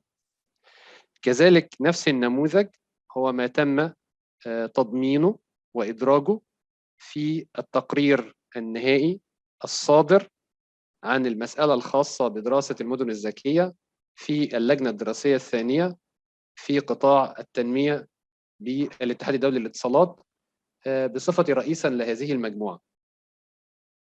فأعتقد أن هذا النموذج الذي تم دراسته في مصر ونحب أن نشاركه أيضا مع باقي الدول العربية والدول الأخرى هو يعتبر نموذج تجميعي لعديد من الممارسات المختلفة، لكن سألقي الضوء على بعض النقاط الرئيسية.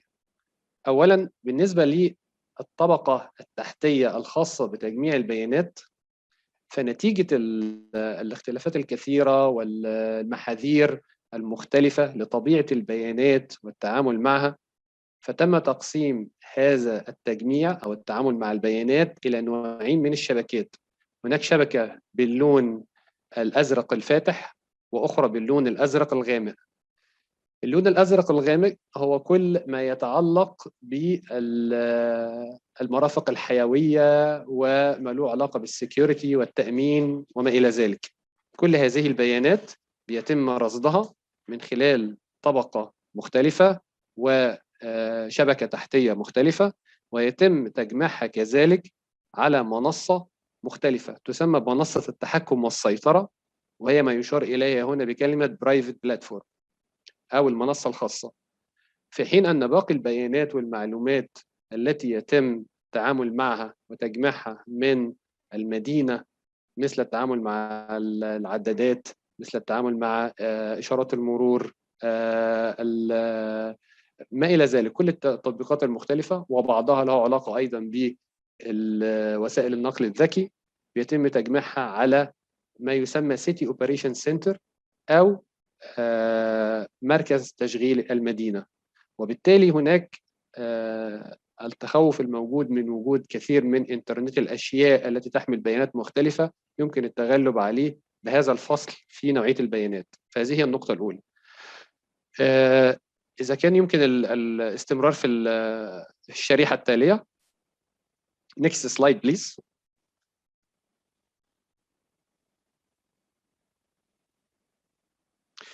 في هذه الشريحة توضيح لما قلته الآن، إن في طبقة أو في المرحلة الخاصة بتجميع البيانات هناك مجموعة خاصة بالبيانات التي يمكن أن تتعامل مع المدينة، وهناك مجموعة أخرى تتعامل مع ما يسمى بالكريتيكال انفراستراكشر أو البنية الحيوية الحرجة. هناك أحد المكونات الخاصة بالتعامل مع النقل الذكي قد تحمل بيانات يمكن إرسالها إلى مركز التحكم، وهناك بعض البيانات الأخرى التي يمكن إرسالها إلى مركز تشغيل المدينة. وبالتالي قد يكون هناك بعض المكونات التي يمكن إرسال البيانات وتجميعها، فيتم ذلك من البداية من المصدر لتصنيف هذه البيانات لمعرفة إما إذا كانت ستنتقل عبر الشبكة أو جزء منها ينتقل عبر الشبكة المؤمنة أو جزء آخر ينتقل عبر الشبكة العادية. كلاهما مؤمن، ولكن شبكة التأمين وشبكة السيكيورتي هي شبكة لا تتصل بالإنترنت في أي جزء من أجزائها. ده أحد الأجزاء المهمة. Next slide please. الشريحة التالية.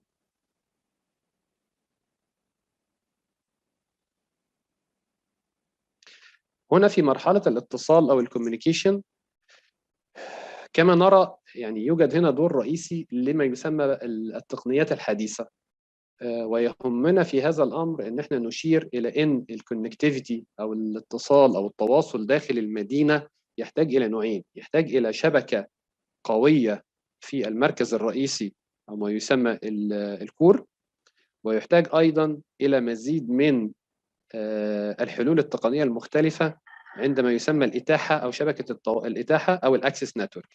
وبالتالي هناك احتياج إلى شبكة داخلية قوية تربط كل مكونات المدينة، مثل السنترالات، مثل مراكز البيانات، مثل مركز التحكم والسيطرة، مثل مركز تشغيل المدينة. ثم من الجهة الأخرى بالنسبة للإتاحة، فإننا نحتاج إلى التقنيات أيا كانت هذه التقنيات تستخدم عبر شبكات لاسلكية أو شبكات لاسلكية، كلاهما موجود ومتاح وإلى مرحلة معينة. فمثلا المراحل الأخيرة التي يتم بها تجميع عدد كبير من قراءات المستشعرات وما إلى ذلك سوف تعتمد على التقنيات اللاسلكية، سواء كانت هذه تتم من خلال الأجيال المختلفة لشبكات المحمول أو من خلال حلول أخرى يتم استخدامها على within أو يعتبر داخل نطاق محدود من الإرسال اللاسلكي. فهنا أيضا دي تعتبر فرصة أخرى لوجود الأجيال المتقدمة للتليفون المحمول مثل الجيل الخامس، بحيث إنها هتخدم جزئين. الجزء الأول إن إحنا بنتكلم على ما يسمى دانس نتورك، اللي هي شبكات كثيرة العدد تتعامل مع نقاط كثيرة جدا، وهذا لم يكن هو الوضع والعهد الموجود حتى الجيل الرابع، وبالتالي هذه إضافة جديدة في الجيل الخامس. الإضافة التالية إن أنت ممكن استغلال كثير من أماكن البنية التحتية المتواجدة مثل أعمدة الإنارة وما إلى ذلك لتكون بمثابة نقاط اتصال لما يسمى النانو أنتنة أو هوائيات محدودة وصغيرة تستطيع أن هي تقدم خدمات الاتصالات اللاسلكية لعدد كبير من الناس وبكفاءة عالية. وبالتالي ده يعني بنحاول هنا إظهار كيف يمكن توظيف التقنيات الحديثة والاستفادة منها، سواء كانت من خلال ما يسمى بإنترنت الأشياء أو ما يسمى بالأجيال المحمول المختلفة أو غيرها. ممكن النكست سلايد، الشريحة التالية. بننتقل بعد كده إلى يعني الطبقة الأخيرة التي أريد الحديث عنها، وهي ما يسمى البلاتفورم أو المنصة. هذه الفكرة هي يعني هدف رئيسي تم تبنيه في التخطيط الاستراتيجي لبناء المدن الذكية في مصر، ويعتبر من أهم عوامل النجاح المؤثرة في تنفيذ المدينة الذكية، لأنه ببساطة يقدم طبقة أفقية تتعامل مع كافة التطبيقات والبيانات. في الماضي كان هناك دايما تطبيقات مختلفة قائمة بذاتها، لكن الآن وجود هذه الطبقة العرضية أو الأفقية مما يسمى بالمنصة، فيمكنها تجميع البيانات المختلفة، يمكنها معالجة هذه البيانات، يمكنها توفير ما يسمى بالبيج داتا، ودي أحد التقنيات الحديثة أيضا المستخدمة الآن في المدن الذكية، لأن البيانات المجمعة مثلا من العدادات الذكية ومن النقل الذكي ومن أماكن الانتظار الذكية وما إلى ذلك، يمكن حدوث تكامل بين هذه البيانات ولا تظل كما كان العهد بها سابقا في جزر منعزلة. وبالتالي هذا التكامل هو القوة الأساسية الذكية في وجود وبناء مدينة ذكية، وبالتالي تستطيع توفير بيانات ويحدث ما يسمى بالتشارك أو الشيرنج، ويحدث أيضا عدد كبير من البيانات تؤهل إلى الأناليتكس أو الاستقراء الجيد لهذه البيانات، ثم تأتي فوقها بعد ذلك عديد من التطبيقات التي يمكن التنسيق فيما بينها واتخاذ قرارات تكون أقدر بكثير مما كان من سبق. من التعريفات الرئيسية للمدينة الذكية أنها مدينة قادرة على الإدارة الذكية، وحتى يتم الإدارة الذكية فلا بد من تكامل البيانات ولا بد من اتخاذ قرار يتم بناء على تجميع بيانات مختلفة من قراءات مختلفة وليست من قراءة محددة لتطبيق محدد بذاته. وبالتالي ده من أهم عناصر النجاح التي نريد الإشارة إليها، أن يكون في ما يسمى بالاي او تي بلاتفورم. ومن وجهة نظر أخرى فإنه يتيح مبدأ الانتروبرابيلتي، التشغيل البيني، بمعنى أنه هو يمكن بناء العديد من التطبيقات ويحدث هناك يعني تواصل ما بينها وبين بعضها من غير احتياج لبناء جزء متكامل، وبالتالي يبقى فيه هنا ما يسمى مثلا زي اوبريتنج سيستم، كما لو كان دي منصة تشغيل مختلفة أو نموذج تشغيل يستطيع التعامل مع كافة البيانات ومع كافة التطبيقات، وبالتالي نتغلب على موضوع الستاندردز وموضوع إن يبقى فيه حاجة مختصة بشركة بذاتها أو بتطبيق بعينه. ده خلاصة كده يعني كنت حابب ان انا يعني اشاركه مع حضراتكم سريعا من الفلسفة العامة لبناء الطبقات المختلفة وهيكلية البناء الخاص بالمدن الذكية واستراتيجيتها، مع التركيز على فكرة فصل بعض الشبكات عن بعضها لحماية البيانات، وبالتالي في إتاحة لبعض البيانات الأخرى، وعلى فكرة كمان وجود البلاتفورم، والبلاتفورم نفسه أو المنصة نفسها بتتيح هذا التكامل، وتتيح كمان المزيد من الابداع والانوفيشن، ودي حاجه مهمه جدا احنا طالبينها، لان هناك عديد من البيانات موجوده يمكن التعويل عليها لبناء تطبيقات اخرى جديده. شكرا لحضراتكم.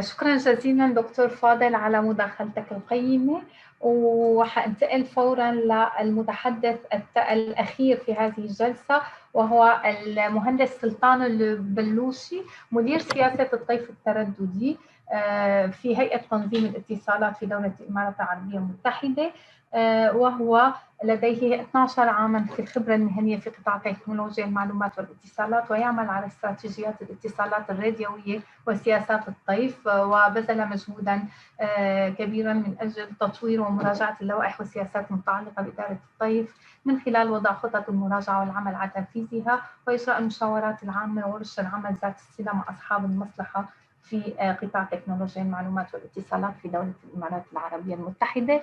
الأخ سلطان تفضل، في 10 دقائق معك بعد إذنك.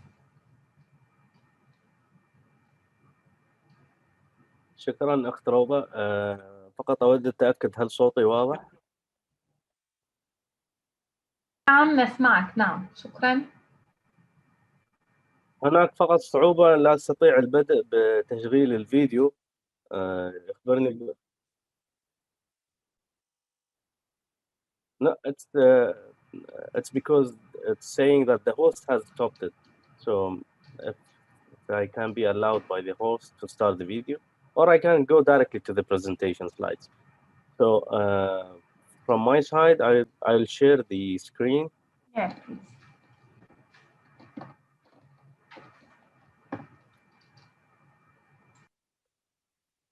أود فقط تأكد إذا كان العرض ظاهرا أمامكم الآن. Yes.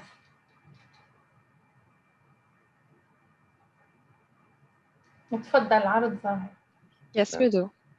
شكرا جزيلا. أود في البداية شكر اتحاد دول الاتصالات والمكتب الإقليمي للمنطقة العربية على دعوتهم لي للمشاركة في هذا الحدث المميز حول أهمية إنترنت الأشياء وشبكة الجيل الخامس في تفعيل المدن الذكية والمستدامة.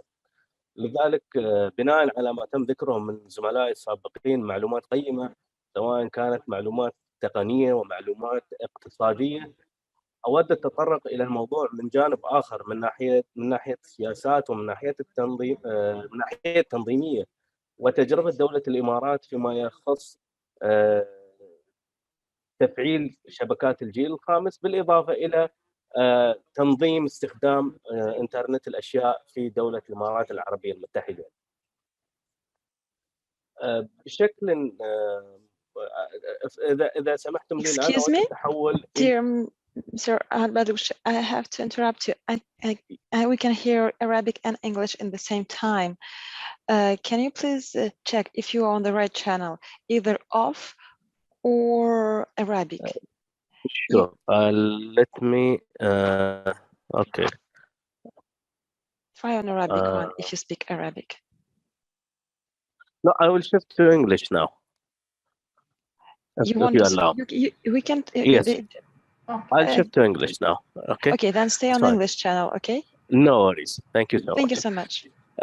So shifting now to English, I'd like first to highlight the 5 main mandates of the TDRA in the UAE, which are comprising of the ICT fund, regulatory and ensuring competitiveness of ICT sector, also looking into the digital government transformation issues, as well as the cybersecurity issues and the .ae domain part.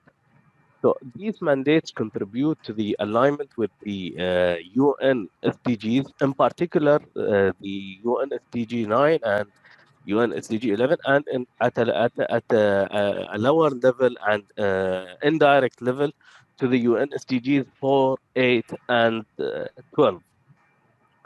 And there are some challenges associated locally in the UAE or nationally in the UAE with this alignment. And I would mention that for the goal number 9, the main challenge is to stay competitive and also pursue of innovation-based economy, especially for the SMEs. As for the goal number 11, the main challenge is to support the ambitious visions of developing the urban infrastructure in the UAE, especially with the smart cities uh, among the federal emirates UAE, because the development varies between those emirates based on their local plans and local circumstances. So, by the TDRA has focused its role from the policies and regulations since it's by end of 2019 has developed a national strategy for 5G and beyond for the years 2022-2025, one of the first of its kind in the region, in cooperation and coordination with all stakeholders that took place during that year, to cover the pillars of network deployment and coverage, partnerships and collaboration, as well as the third pillar of leading edge technology to support the diverse ecosystem. The IoT framework, which comprises from the IoT regulatory policy as well as the IoT regulatory procedures, aims to develop and regulate in a coordinated and coherent, safe and secure manner the use of the Internet of Things in the United Arab Emirates, and secure also the UAE's position as a global leader in the IoT sphere. Uh, Here, from the 5G perspective, uh, the structure of the 5G initiative have been restructured for starting from this year, and we have created clusters in order to look into the benefits for these clusters. We have focused on main clusters. One of these main clusters is related to our discussion today, which is the smart cities, utilities, healthcare, and education. Besides also the other clusters which are complementing the requirements of the bigger picture to establish smart cities in different emirates of the United Arab Emirates. Also, moving to the objectives of the IoT framework in the UAE are to provide secure IoT services, meet all reasonable demands for the IoT services, support the innovation, manage the scarce resources, protect the rights and interests of the users of the IoT, and provide also the clarity for IoT market development in the United Arab Emirates. Here we are addressing some challenges that are related to the 5G and IoT role for the sustainable and smart cities. We can address them into four main challenges, which are the multiple and diverse use scenarios, also the difficulty to implement uh, those networks, either IoT or 5G in totality, unclear business model for some use cases, and also the information silos due to different reasons. One of the reasons I mentioned it already about the different interests of the 7 local emirates and also the pace of adoption by by those local emirates, as well as also the silos, the information silos among the entities, the federal entities, as well as the private sector. So the TRA has tried to address all these challenges from different aspects. So for the first challenge, which is about the implement in totality, the TRA tried to make TDRA made management for these services and also supported the digital and smart convenient according to each area specificity and also industry resources based on the industry resources available.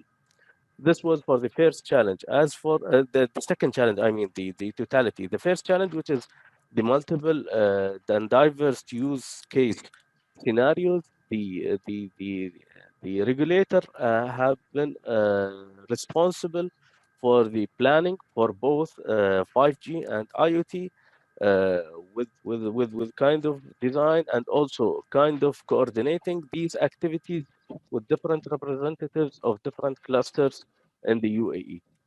As for the third challenge, which is about the unclear business model, the TDRA also supported different verticals to invest in the areas of interest by having their business model first, identifying their requirements, which might be covered by the legacy network, identifying those requirements, whether they are IMT based or non-IMT based, and we have already successful deployment of IoT networks that are using both IMT and non-IMT based in different areas of the United Arab Emirates. And as for the fourth challenge here, the TDRA has worked to break the technology and organization silos in order to achieve the interconnectivity among different stakeholders and share those data and information and also the resources. On the 5G network level, there are some efforts now to active share between the two operators and the United Arab Emirates in order to boost the services that are provided to cities and also to the citizens and individuals. As we can move to the next stage of the deployment, we have to identify the opportunities. These opportunities also look into different aspects, the economical aspects, environment aspects, health and care, and lifestyle, transportation, smart transportation, the security, including information security, data security, as well as the other parts of security, and also the smart education role where it has been obvious during the last year where we have passed through the difficulties of pandemic and the 5G and IoT and also the previous legacy networks of the international mobile telecommunication played a vital role to provide connectivity to different aspects of the users. So by this, I'd like to conclude my presentation, and I apologize for the short time. I wanted to give more information. However, I would be pleased to provide you with any answers to the questions provided later on. Thank you so much. Thank you so much, Sultan, for this interesting presentation. Actually, we don't have much time, but I would like to give the opportunity for the audience to pose some questions. If they like, they can post it on the chat or raise their hands in order to ask questions to panelists.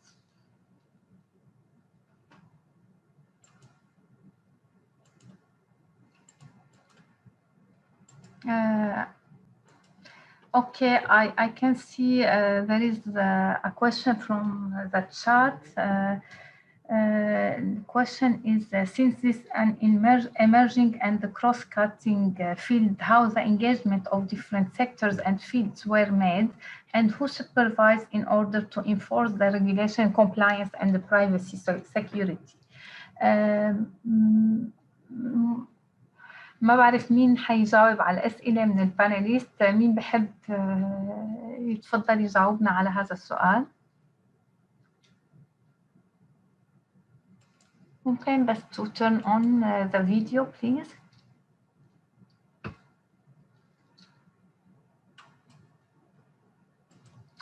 Yes, maybe I can ask, can I ask maybe Dr. Fadel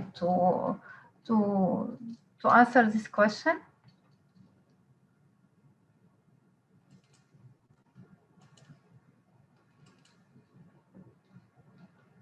Hello.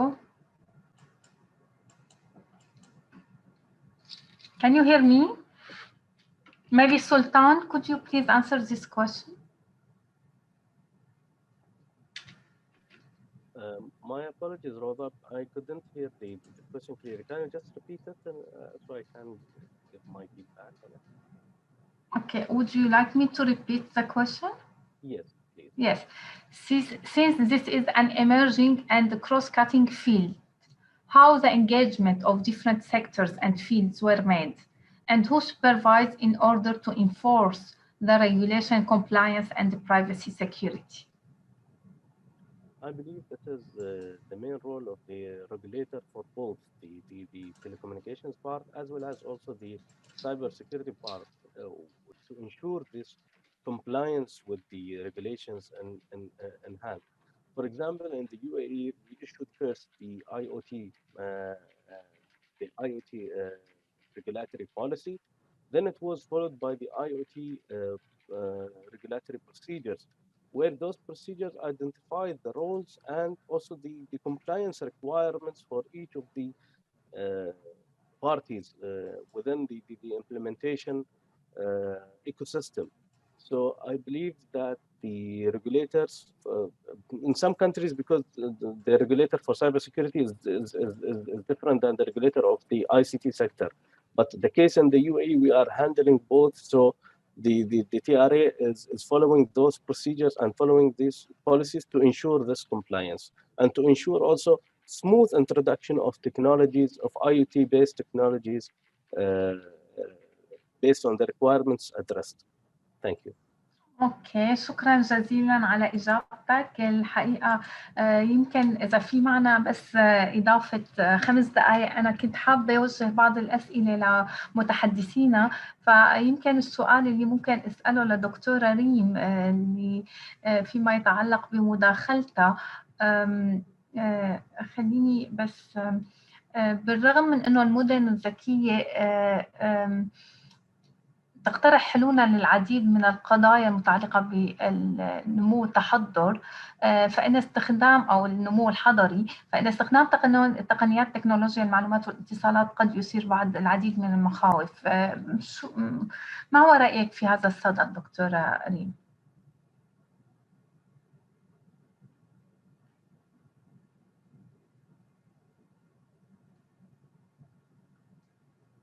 ألو؟ يبدو أنه دكتورة ريم سمعت السؤال.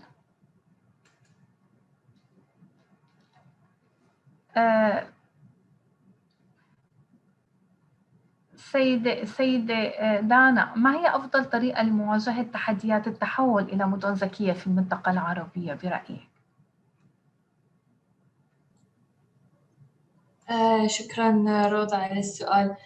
أتوقع أن أفضل طريقة هي مثل ما تكلمنا أن تكون في خارطة طريق واضحة للregulations، للقوانين وللمعايير حق. Est-ce que vous m'entendez? أيوة، تفضلي معلش. C'est une question qui m'a été posée. Est-ce que vous m'entendez, s'il vous plaît? Okay. Dr. Reem, can you hear me now? Yes, yes, I can hear you. Excuse me, Mrs. Dana. Yes, please proceed with your answer, please, Dana, and then I will hand over. So, merci pour la question. Est-ce que vous m'entendez? ايوه بس الحقيقه بدت دانا تعطي الاجابه على سؤال اخر، فانا هحول لك دكتوره ريم بعد ما تخلص. اوكي بليز جو اهيد دكتور دانا. اوكي، فمثل ما كنت اقول انه تكون في خارطه طريق واضحه للدول على اساس ان وتتبنى فيها التطبيقات، يكون في معايير متفق عليها لكل هذه التكنولوجيا الجديده. طبعا لازم ان نتكلم على معيار الامن السيبراني والسكيورتي، لان اذا بدينا في الرول اوت لهذه التطبيقات بشكل أوسع، فمعناته أن كل هذه المعلومات لازم تكون محمية بشكل واضح وبشكل يعني يمنع أن تستغل بطرق سيئة. بعد أنه لازم تكون في مثل ما تكلمنا تكون في تعاون، ويكون في النوليدج شيرنج والاستفادة من الدروس في تطبيقات في المشاريع اللي تطبق هذه التكنولوجيا بين الدول العربية. شكرا. شكرا جزيلا، وهلا بنتقل لدكتورة ريم. دكتورة ريم تفضلي للإجابة على سؤالي بخصوص الحلول. Merci beaucoup. تفضلي. Ok, donc merci beaucoup pour cette intéressante question. C'est vrai qu'aujourd'hui, les villes intelligentes ne sont pas aussi idéales qu'on les a donc présentées. Donc c'est vrai que les villes intelligentes proposent un ensemble de solutions aux problèmes de protection de l'environnement, d'adaptation au changement climatique. Le développement d'éthique soulève plusieurs questions et inquiétudes existantes aujourd'hui, et vraiment c'est un fait. La crainte aujourd'hui d'une perte de liberté individuelle et de la préservation de la vie privée. Aujourd'hui, à qui appartiendront les données collectées? Seront-elles utilisées à des fins commerciales ou autres? Aujourd'hui, ça c'est un point, c'est une crainte, c'est une vraie crainte. Il y a un autre point, donc aujourd'hui les risques d'émergence de nouvelles formes d'exclusion liées au non-accès au TIC. Aujourd'hui, on peut avoir des exclusions économiques, culturelles, mais aussi en relation avec l'âge, parce que comme on le sait très bien aujourd'hui, les populations jeunes utilisent mieux les smartphones, etc.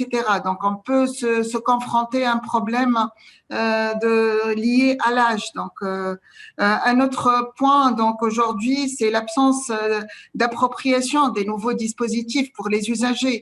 Pour certains cas, on a besoin peut-être de smartphones 5G, d'ordinateurs, etc. Un autre point qui est très important aussi, c'est le financement du fonctionnement des nouveaux services. Par conséquent, le modèle économique de la ville intelligente. Quel modèle économique va-t-on utiliser? Et un dernier point, c'est la vulnérabilité des réseaux face aux défaillances d'ordre sécuritaire et technique. Donc, tout ça, ce sont des inquiétudes existantes auxquelles il y a beaucoup de travaux et de réflexions et comment trouver des solutions par rapport à ça. J'espère que j'ai répondu à votre question, Madame. Oui, c'est clair. Merci beaucoup. Merci beaucoup. Alors, Monsieur سيد جواد، إذا بتسمح لي أسأل سؤال، هو كيف ممكن لجي اس ام اي أن تساعد في تطوير المدن الذكية؟ في عجالة لو سمحت.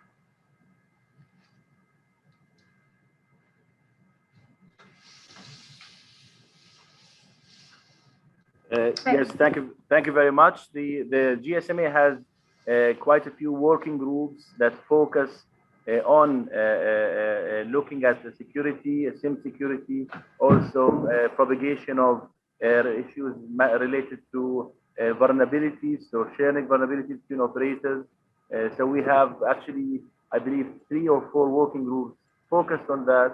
The primary approach to it is coordination between the operators and vulnerabilities, and also engagement with all stakeholders on how to improve cybersecurity and security. So we have the fraud and Security Working Group.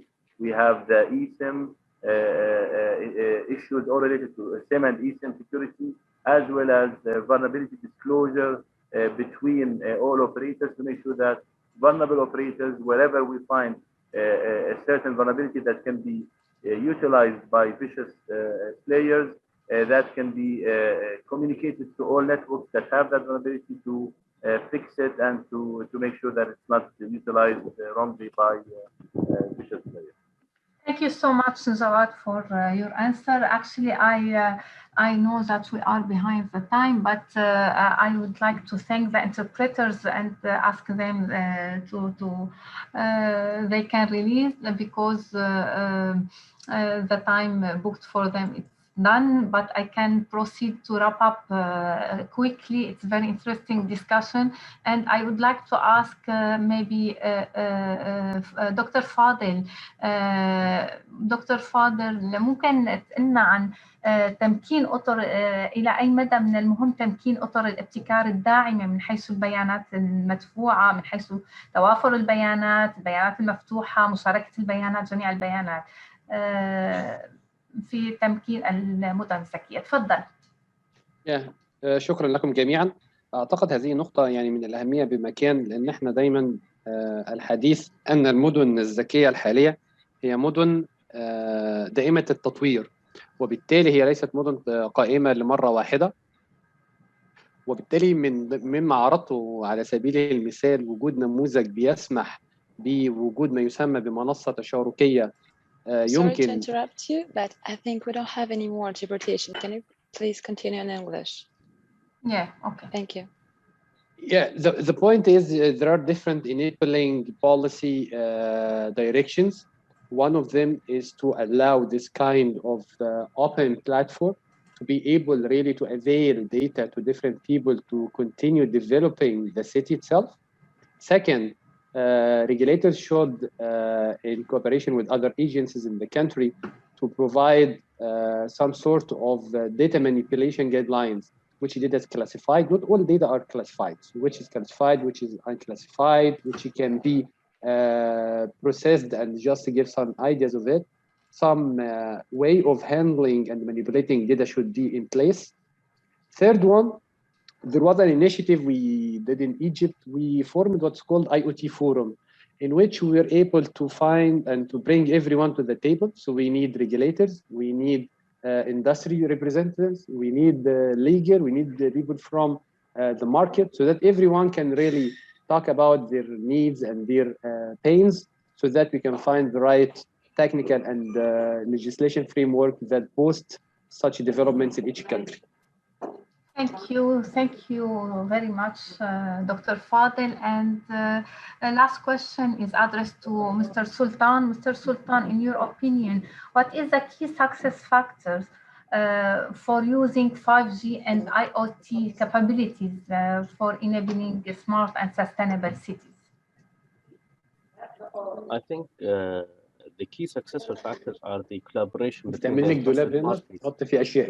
as mentioned by Dr. Fadel, that there should be a platform that hosts all the interests from technical point of view, legal point of view, even business point of view, and regulatory point of view. This would be the key factor in order to enable a successful implementation of 5G networks and IoT to enable the smart and sustainable cities. Thank you so much. I thank all my distinguished panelists for this session. Very interesting discussions, actually, and very structured presentations. I thank you all. I thank the audience, and I just wanted to wrap up quickly regarding the topics covered during this session. Actually, the panelists tackled the urbanization trends in the Arab countries, the growth and challenges, what are the IoT, the use of IoT as catalyst for smart cities, the 5G's opportunities for smart cities, what are the role of telecom operators in smart cities projects. Some of them provided overview of the efforts made by their organizations in context of smart cities. They provided examples of smart cities initiatives in some Arab countries. They propose some recommendations and proposals for the Arab region. Also, they tackled the importance of looking at the needs in order to harness the technologies for making the smart cities more having more prospects for the population, and we maybe the last issues taken are regarding the regulatory frameworks and how the IoT structures and the emerging technology structures could reflect on the structure of the smart cities and the importance of the integration and the innovation in terms of the technology and the data handling. The IoT, we have intervention regarding the solutions developed by United Arab Emirates and Tunisia, and the regulatory frameworks they applied on this. Also, they tackled the importance of the cooperation among all the involved stakeholders in order to make the deployment of IoT and 5G and to enable the smart and sustainable cities. I thank you all for your patience to stay with us for 15 minutes, and I would like to thank you all for your participation and looking forward to future sessions on this topic. Thank you all.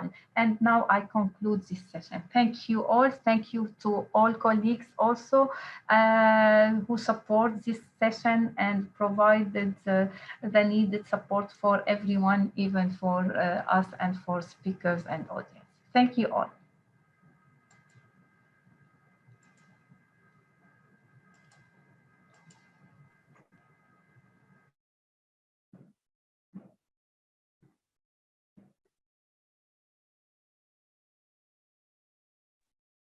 Thank you so much. I'm going to close the virtual room. Have a nice afternoon. Record.